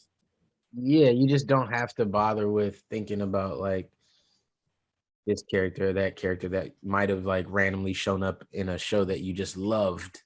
You know what I mean? Like, because that's what a lot of DC characters are. Just characters sometimes that show up that like had a reference in a show that you watched as a kid that you really enjoyed, and now it's like, wait, he wouldn't do that, because in your head you're like, this is the only way this character is, when you know that character is from the 70s or the 60s and he's got his own thing already. So no. Good pod. We'll be seeing some good shows. Good pod. Yep. Healthy discussion from different angles. Overall, we're all the Suicide Squad is just a movie, so we don't have to worry about constantly watching that. But Marvel's What If, we're on episode 1 of that. I think it will pick up, even though I found myself enjoying most of it. I do think it will pick up as far as its level of excitement. I didn't get excited, but I do think it'll pick up. Titans episode 1 through 3, I think they did a good job of trying to give us that little hook to get us on and, you know, make us stick around. So, you know, I think we're all in for the long run of this here to jump back in. And if I'm not mistaken, Titans is either going to lead us up to, or they're going to overlap with Doom Patrol. Doom Patrol September. I think it's on at the end of September. Yeah, I think it's late September. So I'm not sure. There might be overlap, or there might be like a 1 week breather or something. I can't remember. I think the season is 13 episodes, something like that. Yeah, so I'm not 100% sure yet, because and actually they have 2 episodes scheduled for the day 1 of Doom Patrol, which is good. Which is, again, it's the same thing, right? That's good.